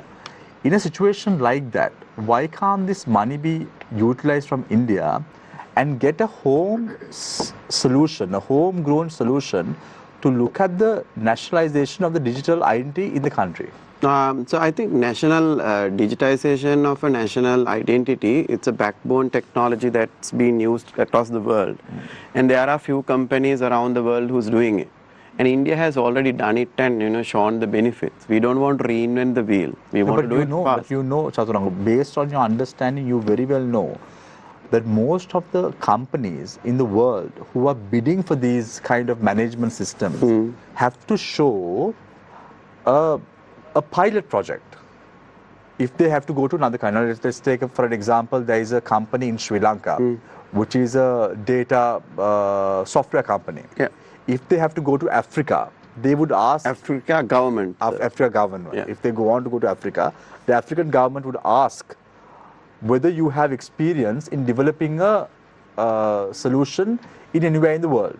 Why can't you give that opportunity to Sri Lankan entrepreneurs? We will give enough opportunity to Sri Lankan entrepreneurs, but getting this backbone done is 20 years late. So we don't want to, trial and error and take another 6 months and test it out. But you know, Chathuranga, Sri Lanka, within 3 weeks, they developed an e-auction system. Yeah, e-auction system and a digital backbone is two different things. I know, I'm just telling you. But doing this is possible because if you look at it, we developed a system in the UK and United Kingdom's garage for AI and data is India. This is a well-known fact. Why can't we get Sri Lankans to develop a homegrown solution? I think the digital minister and our, consultants are very clear. They have kept pressers and they have educated the entire community why this decision was taken. And I think government is happy with it. And is it because of India giving the money? No, no. It's basically we asked India digitization has worked. The Aadhaar card has worked. And it's a similar culture they have, right? So our people and mostly rural, not digitally savvy, they have done a very good system that runs that country properly, digitizing entire networks.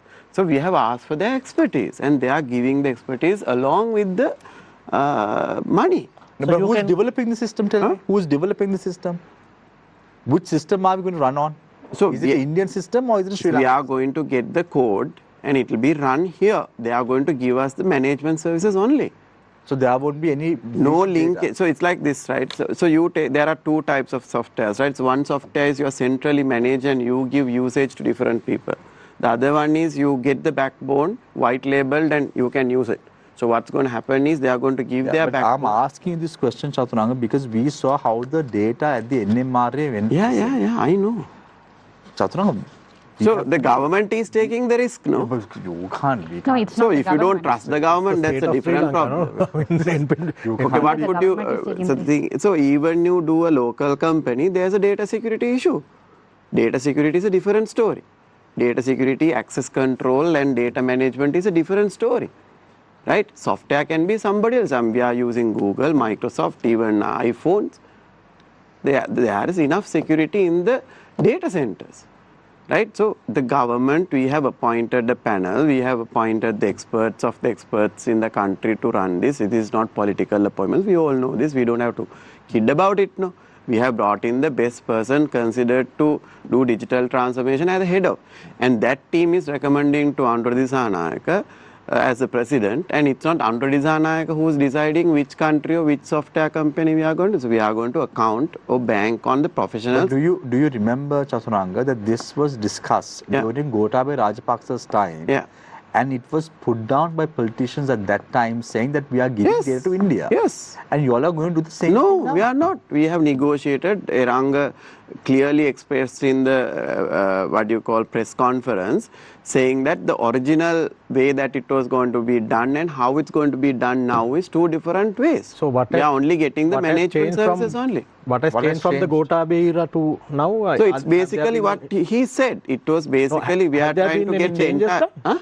Have there been any changes done in the technical? Yes. Can you name a few? So as far as I know, we are only getting the technical experts of it. We are not going. My knowledge, it was the same thing that was going to happen. So maybe then you have to argue with the Minister of digital.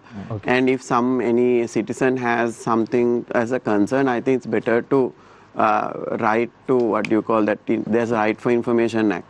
I think any of you can write it, I don't need to do it. And ask this particular question, was it the previous one, what was the difference between the previous one, the current one, and who is going to take responsibility, that will come in writing. So Dr. Mendis, with regard to all these problems that are persistent right now in the country, we're talking about the digital ID, which is under a lot of contention at the moment. I just want to understand, how do you think Sajid Premadasa would have tackled geopolitics? Because this was one of the earlier questions that Shihar posed to Chathuranga as well. Who would he have visited first if he hypothetically became the president of the country? Very clearly, we have stated that our foreign policy is positive alignment based on national interests. Nothing matters more than national interests. We have very clearly stated that in the previous elections and at the last election. Our foreign policy issues are entirely based on the interests of the people and the state, Sri Lanka. Is it India or China?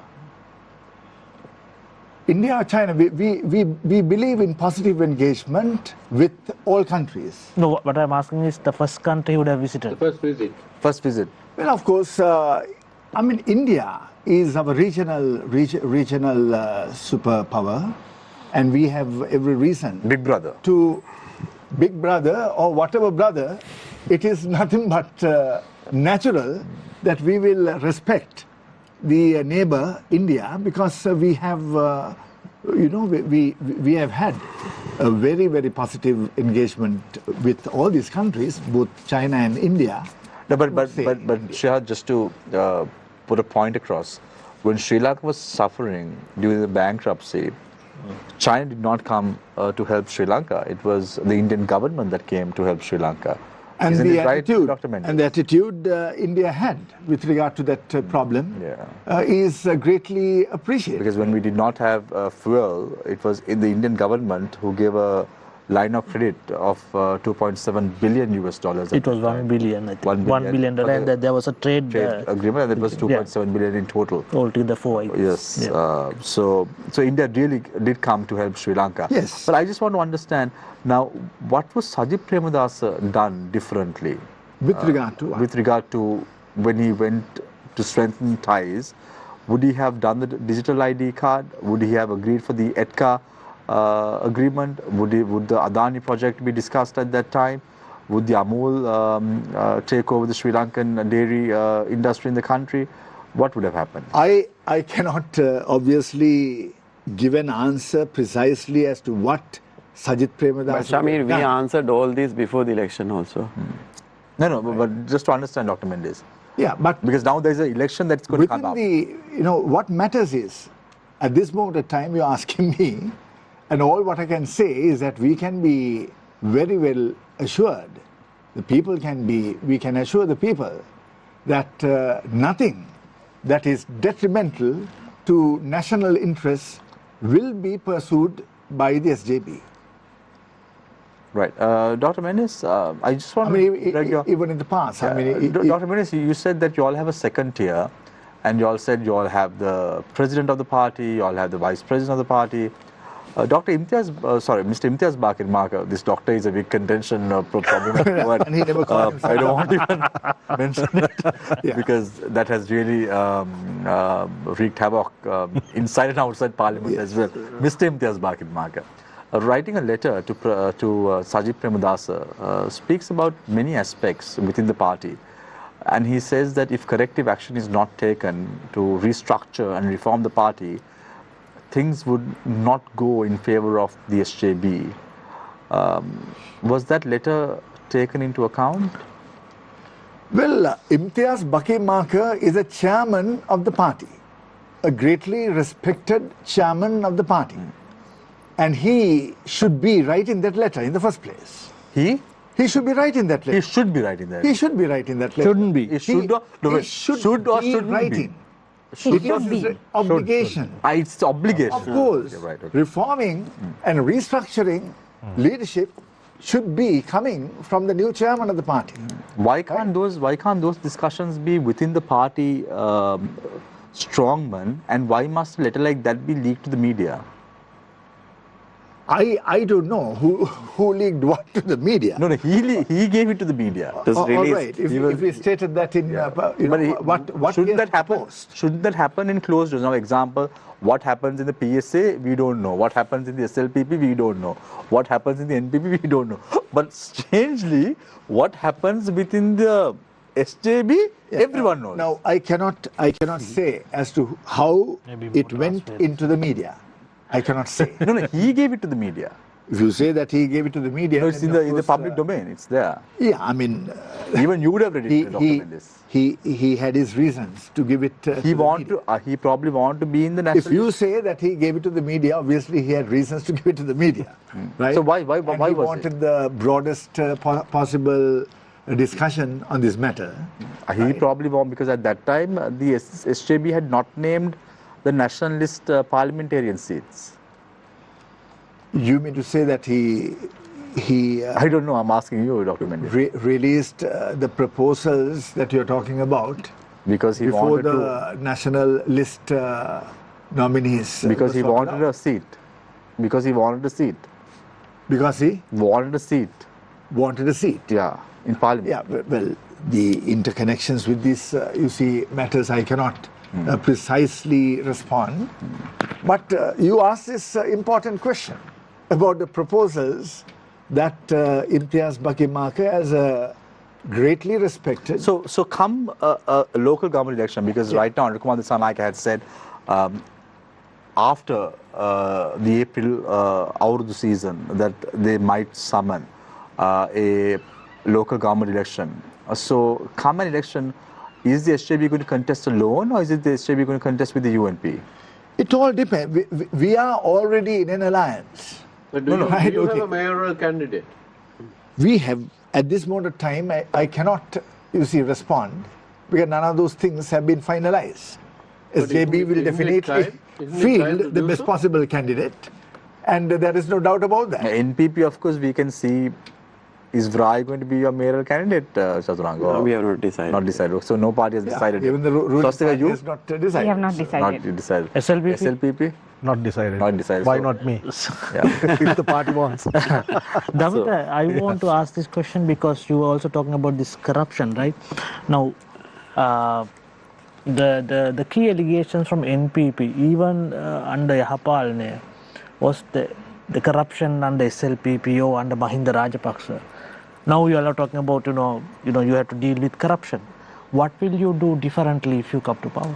Oh, No, very clearly our presidential candidate and national organizer Namal Rajapaksa, during his presidential election, one of his key promises was to totally eradicate corruption, but he himself is facing a lot of court cases, right? allegations and getting, whether you are convicted or alleged are two different things, right? So let me, if you give me the opportunity to continue. Yeah. So basically one of his key promises was to eradicate corruption through digitalization. Because corruption happens, all of us know. All of us have had some sort of bad experience with corruption, right, in our lives. From, school entry, where you do certain, gimmicks to get into popular schools. It's a known fact. So to eradicate that, the only solution is to digitize the whole government process. And I must, of course, agree with Chathuranga. The digital ID project is a must. And again, recreating the backbone doesn't make sense. I was also very aware. I was part of the committee when Namal Rajapaksa Damitha, was the... Can I just respond to one? Namal was the deputy minister or state minister for digital infrastructure yes. under Gotabaya, and Gotabaya was the cabinet minister for digital infrastructure. Why couldn't he do that at that time? when was that proposal brought forward? When did India offer this? This was offered to Namal Rajapaksa, no? When That's true. That's true. It was offered Namal Rajapaksa. So we were about to roll it out. The tender was also called, but then this debacle happened, Aragale, and we all were out of. So if you all were in power, you all would have given to India as well. No, Shamil, it's not a matter of giving to India, right? We have to be fair by when we. Could have been China. No, whoever is willing for, whoever is offering us, right? Whoever is assisting us. But Damitha, I don't understand why can't any government understand the importance of data for a country? Why would It's you not give- going to get compromised. Exactly. I agree. Data The only center thing is that I separate, agree with software is separate. I Chathuranga can is, give you this software to download in your phone, but the data will be somewhere else. as per the conditions of the arrangement, there are zero possibilities of data leakage. But as we all of us are aware, now what I'm talking here, Samsung So obviously let's say already listens. Let's say So I data don't- protection in this era Yeah, is... but let's say Damitha, Shihar, Shamir and Niresh, we don't want to be part of the digital ID. Can you go out of the national ID program? No, digital ID. No. So won't there be if that is the law of the land, you can't pick and choose, no? Now, can you say that I don't want the national ID and I'm abstaining, I'll just use my driver's license instead? You can't. If that is the law of the land, you have to comply.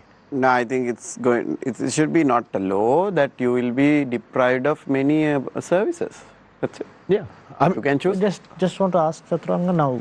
just a second. So Swasthika, I you just wanted to, there is a lot of effort in these days to normalize or to make the Rajapaksas look cute and normal. But just to say that, yes, there is a big difference between convictions and accusations and all of that. In this country, we know there has been instances in the past where people have been accused. But they have not been convicted because of certain issues there are legal loopholes, there are issues in our legal system and so on. So it's a fact that Rajapaksas bankrupt. So how there is a will you fact prove? that it's a fact. No, you don't have to gaslight people. There is a fact that Rajapaksas bankrupted the country. It's a fact. we don't need to go to court to prove that. Numbers show that. The fact that the country was in bankruptcy shows that. So we don't have to sit and argue over the fact that they were convicted. Presidency was the country growing at 8%? We don't have to sit and argue about the fact that whether Rajapaksas bankrupted the country or not.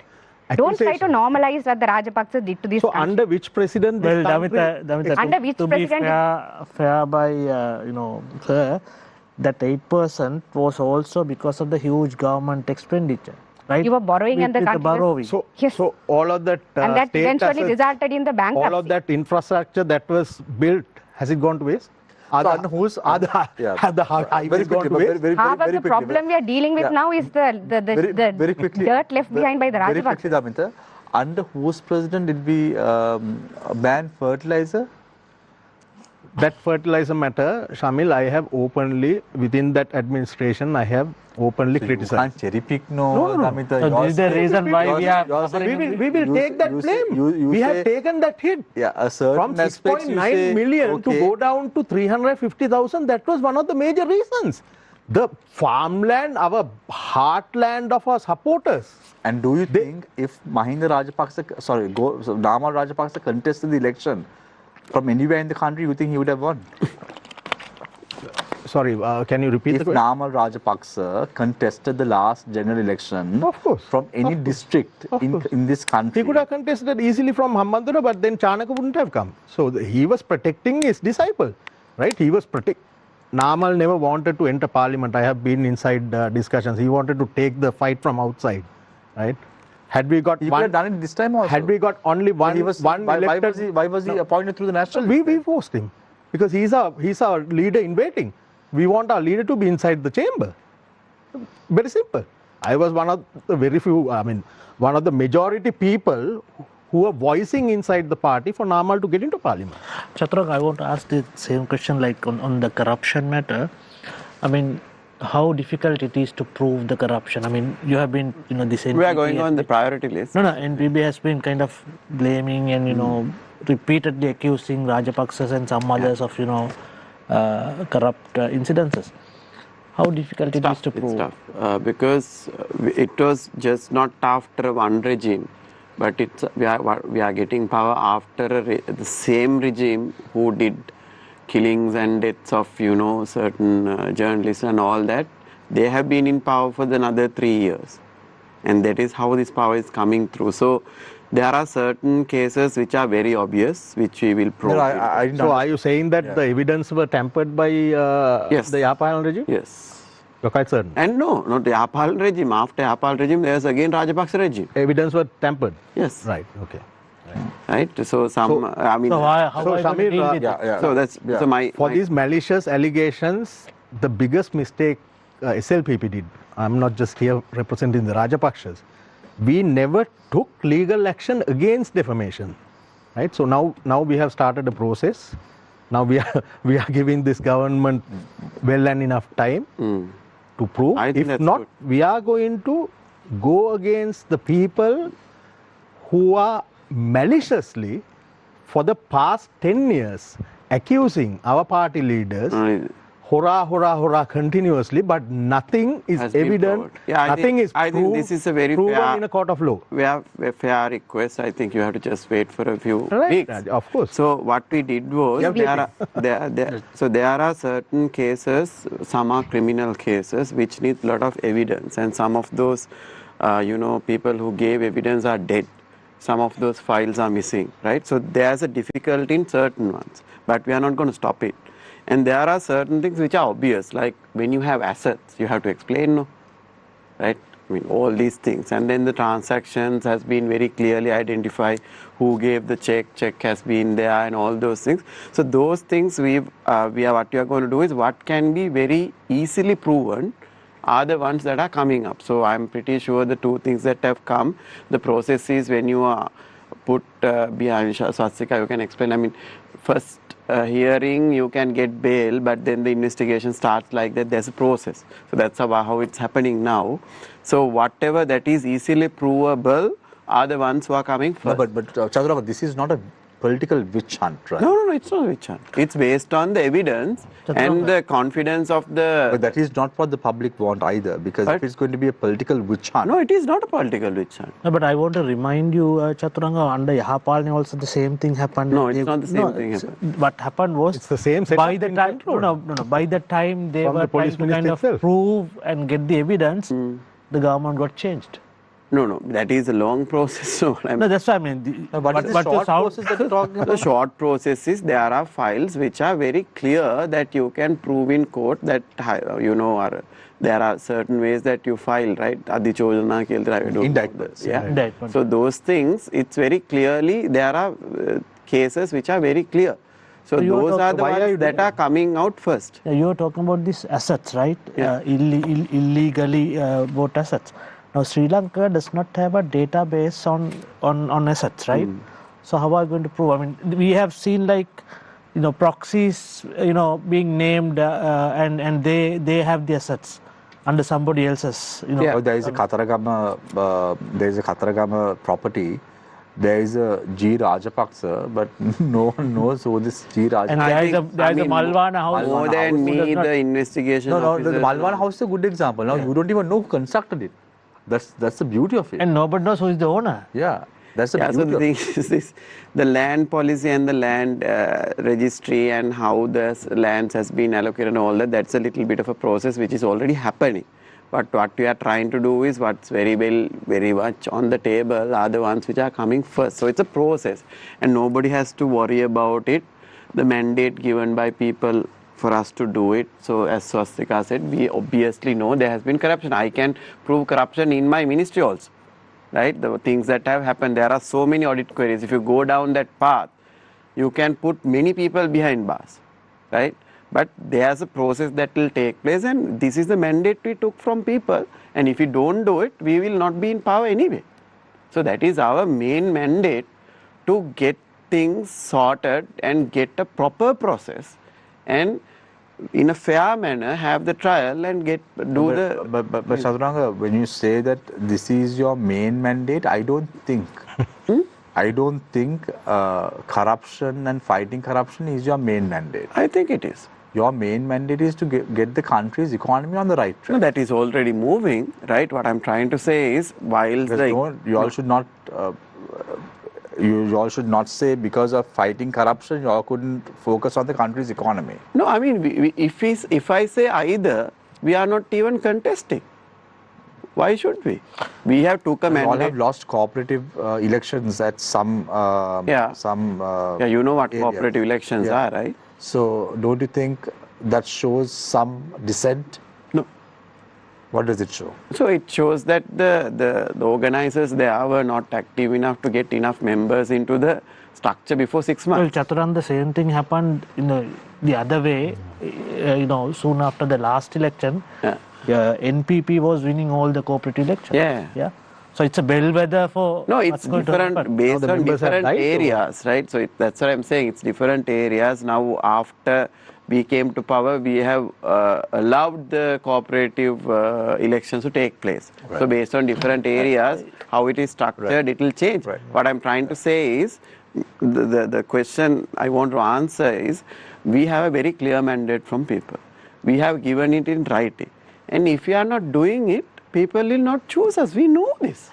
Chathuranga, you're Deputy Minister of Entrepreneurship Development as well. Yeah. What about the SME sector, small and medium? Because that suffered greatly during the bankruptcy, and there was Parate execution and a lot of issues, and basically hundreds of thousands of small and medium businesses just closed down. But most of those entrepreneurs want to start up, but they have issues, access to credit and so on, because they're blacklisted in the crib and all kinds of banking issues. What's being done about So currently we have negotiated with the central bank and the banking associations and given them the best possible solution at this point. I'm not saying it's ideal. So what you have given is we have pushed the Parate law up to execution up to 31st of March, and we have given people who are below 25 million a 1 year to go and restructure the loans, and people above 50 million to do it within 6 months, right? So, and also government has given a loan which is a recovery loan. So if you take a letter from Ministry of Industries that you are a genuine business and you can still do it, there's the ability to take another working capital also. But practically when you talk, when you see it on the ground, the banks are not dispersing this additional credit. So this is a big problem. Even in the COF also, I asked the central bank governor, is there anything that they can do? He said that they don't have any mandate to interfere beyond. So this negotiation is going on. You have the Bank of Ceylon and the People's Bank. Yeah. So they are. So we are working with closely. The thing is, there are certain businesses who still cannot give any type of a recovery plan because their business is closed. I mean, what you ask from a restructure is that I'll start paying from 2026 January this amount. So that's a negotiation. So there are some people, some businesses who can't even commit to that also. So those are the ones now in trouble. So they are asking actually, is there a possibility to waive off that additional interest component that accumulated over the last 3 years? That is a negotiation that's going on now. But it's a big problem, right? So it's a problem because either the government has to put in, either the banks have to. What about the SWAT issue? The SWAT issue? It's pushed for 1 year. It's not going to happen. It's not going to happen on the 1st of April? No. It's pushed to another year until we get the technology right and the refunds cleared. We will continue the current structure. Right. So I want to wrap up, but I just want to quickly ask Swasthika. Swasthika, now you said the Rajapaksas are looking cute.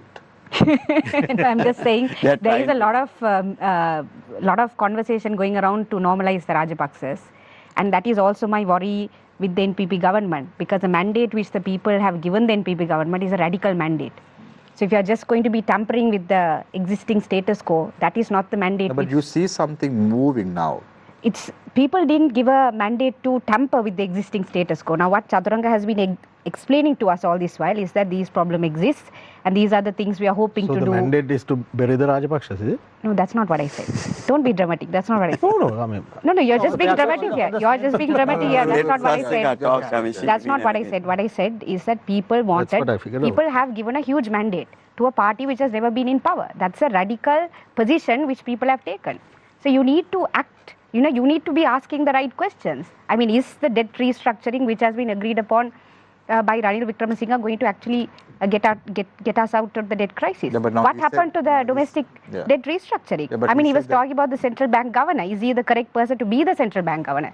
These are the questions which the government should be asking. Okay, very quickly, Chathuranga, answer those questions. Very quickly, tell us. Chathuranga, you on the domestic debt restructuring. Yeah, can I also quickly ask a question from Chathuranga? Yeah, quickly. On the domestic debt restructuring, when you were in the opposition. I was the petitioner. Yes, you were the petitioner. Yeah, we know. Now you come to government. During the presidential election, Comrade President said that. Give a second, Damitha. Very quickly. So the local debt structuring was unfair and not proper was our stand, and still it is our stand. But what are you going to do on that? What are you going to do? So we will find better benefits for these people as we go on, as much as government can do. We have increased. You have not said anything after 3 months and say, because the IMF told us this, we are doing it now, can't help it. No. What has happened, there is no way to reverse that structure. All this while what you were saying basically was, we came into power, we were given this whatever structure or whatever it is. Now we can't go back. So on the issue of domestic debt restructuring, 3 months from now, when I have you and Swasthika on the same table, you won't say, I can't help it. This is what the IMF told us. No, it's not what IMF has told us. It's the admission that the domestic debt restructuring was unfair on the EPF holder. Yeah, but the problem is, Chathuranga, now you said what Andrew Kumar Dissanayake said about reducing security of former presidents if they are disgruntled too much. You didn't agree. Yeah.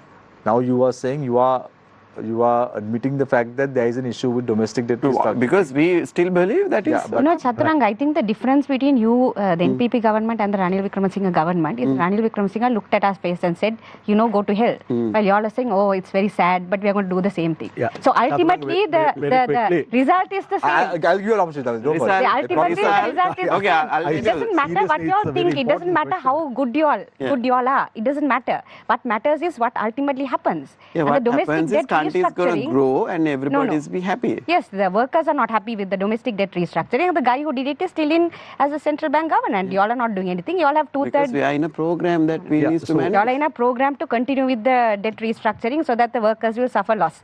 That's the program you all are in right now. My question is also connected to that, Chathuranga. Now, during the presidential election, Comrade Disanayaka said that Dr. Nandalal Veerasinghe and Mr. Mahinda Siriwardena, who is the ST, should be put behind bars. Did he say? Yeah, I don't he said. Should be put behind bars. I mean, it's publicly available. It's on YouTube. It's on news. So, are you still in that same opinion, or are they going to continue? They are going to continue. They are going to continue. Because we have agreed before the election that we will. So, at that time, President was wrong. IMF Dr. Mendis, do you have any questions for Chathuranga? The simple question is this what was pledged by the JVP before JVP produced NPP, right, when they were in opposition? Credibility is very important. Chathuranga, sometimes, now you've been a friend of mine on Facebook for some time. Yeah. And sometimes they see, I think you should delete all your previous statements. Everything is true. You look at the context, everything I have written, I will never delete because that is my view. Are you still of the same view? Yes. But Will we you are... fight for your view? Sorry? Will you fight for that? I will always. If you ask any post, I will explain why it was written and for the what context it was written and what is our decision, because we make collective decisions and we defend collective decisions. That's our politics. We can have our own opinion. That is okay. So I want to listen to the final round. Everyone's remarks. What can we do to live up to the expectations of the public? Damitha, your time starts now. 2 minutes. Yeah. Well, in terms of the perspective of SLPP, I must also explain what our way forward is. Now, as you all are all aware, we have hit the bottom of the well, so anywhere we can go is up. But when we plan that resurgence, we want to make it people-centric, be on the basis of the Mahinda Chintane, but modernize it through our, leader in waiting, the national organizer Namal Rajapaksa. And also, when we, look at the current context, the NPP promised Mount Everest. I don't know the delivery. I don't see much happening on ground. Maybe we should give them some more time. That should be fair, I think. That should be a fair argument. But the way things are going, the unnecessary, intervention to the markets, that is something that I personally don't agree, and that is not part of our economic policy as well. We are nationalists, but we want the industries to grow. It doesn't have to be a government intervention in each and every field. And the NPP also must realize it's the 6.9 million votes that the SLPP drove in the 2019 election.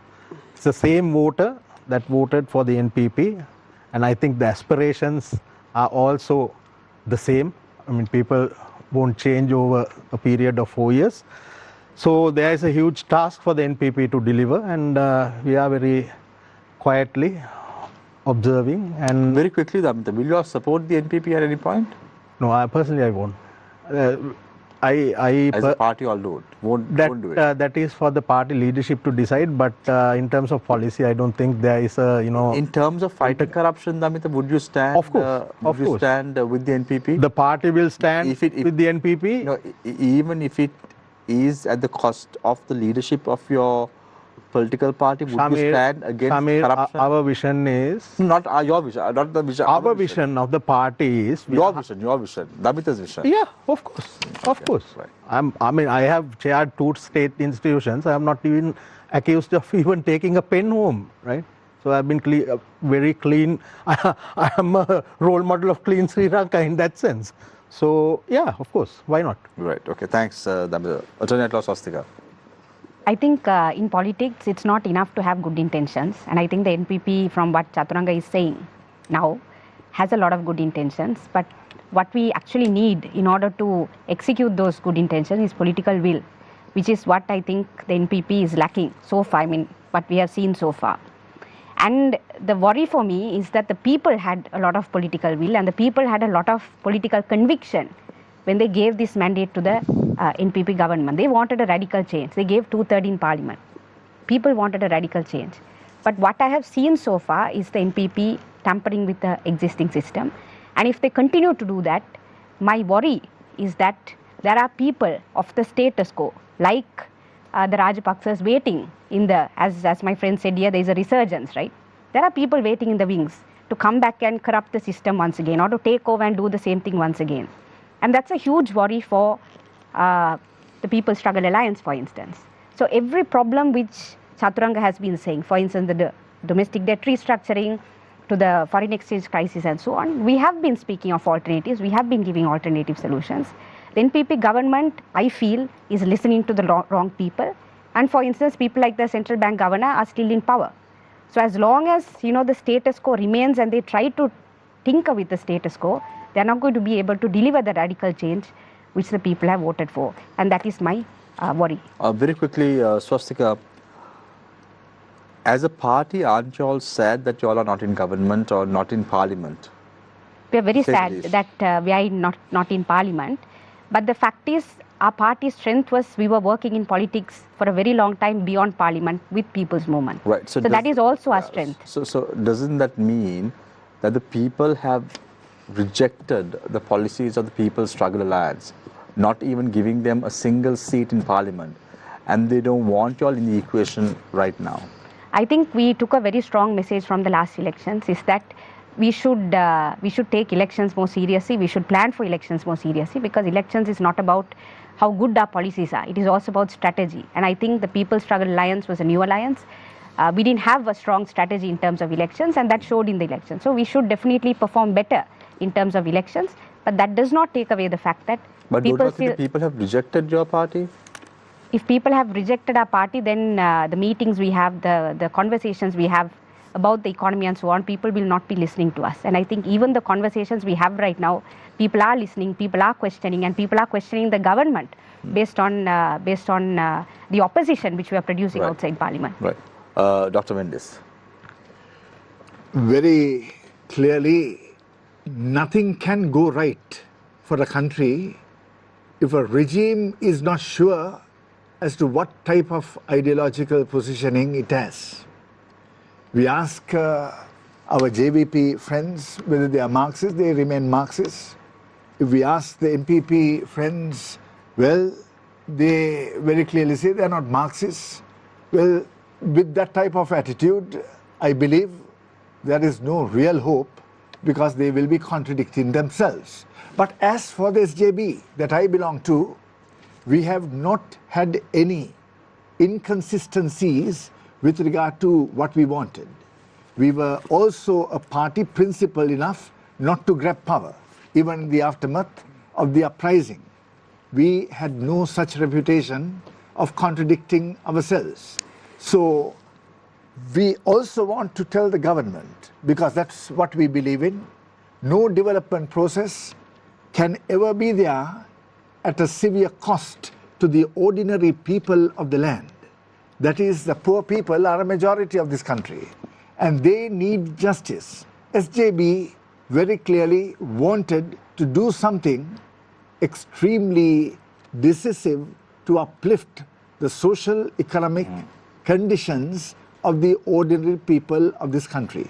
Our leader, Sajid Premadasa, has very clearly represented the interests of the ordinary people of the country. That is why, even in difficult conditions, In the aftermath of the uprising, the leader, Sajid Premadasa, got 4.5 million votes. Of course, we were defeated. We know what type of dynamics operated in the post-uprising period. So what I can say is, SJB remains. Sorry, Dr. We did not want, unlike the JVP, we did not want to own the uprising. Uprising belonged to the people. Uprising was the people's uprising. We did not project this as an SJB-led uprising. We did not want to do that.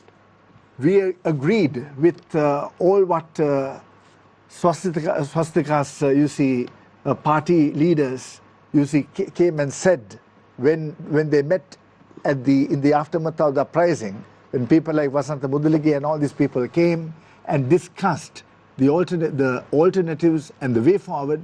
We fully agreed with them.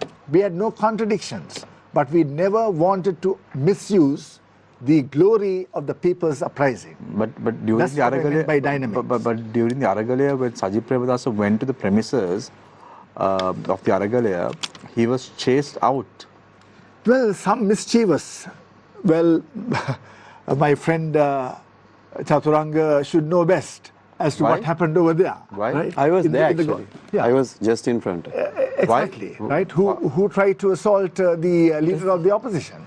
It was the public. You said Public. Aragalaya was public? The ordinary people did not want to assault the leader of the opposition. No, they didn't want anybody. I'll tell you, Shamir, they didn't want anyone coming in convoy with STF, because STF, at that time, they allowed the goons to attack. So people were against STF, and you had a vehicle that is coming towards you from the wrong side of where the SLPP guys came, and that is why people got panicked. It had nothing to do with us. Very quickly, wrap up here. Right. So I was trying to tell you that the SJB remains with the people. We want something decisive to happen. That's why I said we wish the NPP the very best. The people opted for the NPP, but we don't see the type of ideological positioning they have is all contradiction. They pledged something that they are not practicing now. That type of contradiction right at the beginning of a regime is dangerous. But you all won't be pulling from their legs while saying good things about them. Certainly not. Certainly not, because that is not the nature of the leader of this JB. We have no such reputation. Right. Thank you very much, Dr. Mendis. Deputy Minister Chathuranga Abeysinghe. I'm extremely happy after 2 months coming here. And our government... we are happy to have you always. Yeah, no, I think why I am saying, Shamir, is that we would have had over 8 cabinet meetings, over 150 decisions made. None of that was contested today on this table. It is amazing. Second, our culture, the people expected a culture of zero corruption, putting right people into right places, bringing professionals on board. Done. No questions asked here. But again, if you take our friend from SJB, Dr. Mahim said that we don't have ideology, we have a book that's written on the table. The only thing that we missed is the DSA renegotiation. There was a reason we gave why we couldn't do it. But everything else is going to happen. Some will take a little time, some will happen over a year, some will happen little after a year. That is how it's going to happen, because we have given a book. So we are going by the rules so far, to my knowledge. We have not deviated it. Our economic philosophy is very clear that there is a government intervention and the private sector will thrive. Being the engine of the country, there will be a lot of FDIs that is coming through, and we are going to liberalize in certain areas that we need growth, and we are going to protect certain areas that need support for the people. And the other side, it's the radical changes Swastika was asking. I think I am happy that you guys are there fighting for what we were fighting for. There are certain pragmatic decisions that we have to take, and it takes certain times. If we are to, whom are we radicalizing? We are radicalizing against the enormous power of a global economy, enormous power of global organizations. We are a team that got into power, as you correctly said. We came into a system that is running for many years. The bureaucracy is not ours, the police is not ours, the world is not ours. So we have to go on a structural process to make those radical changes over a period of time. But it doesn't mean that you go without any, evaluation, you just go and do things just because you have 2/3 of power. We are being very reasonable. I'm asking audience, look at our GDP, if it's falling, blame us. Look at our inflation, if it's increasing, blame us. Look at our poverty, if it's increasing, blame us. Look at our legal system, if we are getting corrupt, blame us. All those 5 or 6 things as indicators, please watch us, and we are also doing a sincere job here. We want to ask the opposition, what do you want more? What are you now fighting for? You can support this government and make this country better. What are you fighting for now? Right? Yeah. And let's work together and get this country out of this hole that we are in, get out of the shackles of IMF within next few years, and we'll go on the journey that we want to go, like Vietnam, South Korea, India. There's a long way for us to go, and that is a 15-20-year transformation. It doesn't have to be NPP. It doesn't have to be NPP, but we have to go through that journey. Yeah, Chathuranga, there is no zero corruption yet. There is no zero corruption yet. There is corruption as we speak in the country. You can't say that anything involved in what I'm trying to say is this, right? Okay, we can qualify zero corruption. Being politicians getting involved in any type of corruption, misdealings, giving letters, that has not happened. That I can guarantee. Right, okay. But bureaucracy, bureaucracy, corruption, certain areas there will be. But we have been taking stern action. You would see the papers. There are so many people are convicted, interdicted. That's happening at this point. Right? Very quickly, Chathuranga, I'm just going to take this only question. Now, this issue with regard to the Chathuranga property. Now, there is this individual called G. Rajapaksa. Why can't this person be identified by the national ID number? Because when you buy a property, you have to place your signature and give your national ID card number, and based on that only they issue the electricity. Also the full name. Full name. It's another media circus repeating. Why can't that? It has nothing to do with Gotabaya Rajapaksa. I don't have. It's a media circus repeating. It's a media circus repeating. I mean, it's okay. It's okay. Investigated Things will go. during but, the within next 2 months, no connection found. Some big cases will come in. That's what I know from the statements by the legal minister. So that's what you have to It can be anyone's circus, Damitha, but we don't want to get involved. Thank you very much. Thanks. Deputy Minister Chathuranga Abeysinghe. Nice to have you, Chathuranga, on the show. We'll come every 2 months. Every 2 months you have promised to come, so every 2 months we put an alarm and then we get you. Keep checking those 5 indicators. That's a very low bar, but okay. That's a very low bar, but okay. People didn't vote for that, but okay. I will give it to you. Dr. Mahim Mendis from the SJB, Attorney at Law, Swasthika Arulingam from the People's Struggle Alliance, and Damitha Wickramasinghe from the Sri Lanka Police. Thank you very much, Shihar. Thank you very much, Nireshali Thambi, Consultant Director at Newsfirst. You two joined us and on the number 076-656-5353. I took most of the questions to our panelists today, but unfortunately comments and views expressed by you couldn't be taken to the table, but most of the questions that you did pose, we posed it to the 4 panelists here tonight on Face the Nation. Thank you very much for joining us. As always, I leave you tonight with a quote, as I always do. Optimism doesn't wait on facts, it deals with prospects. On the other hand, pessimism is a waste of time. Take care and good night.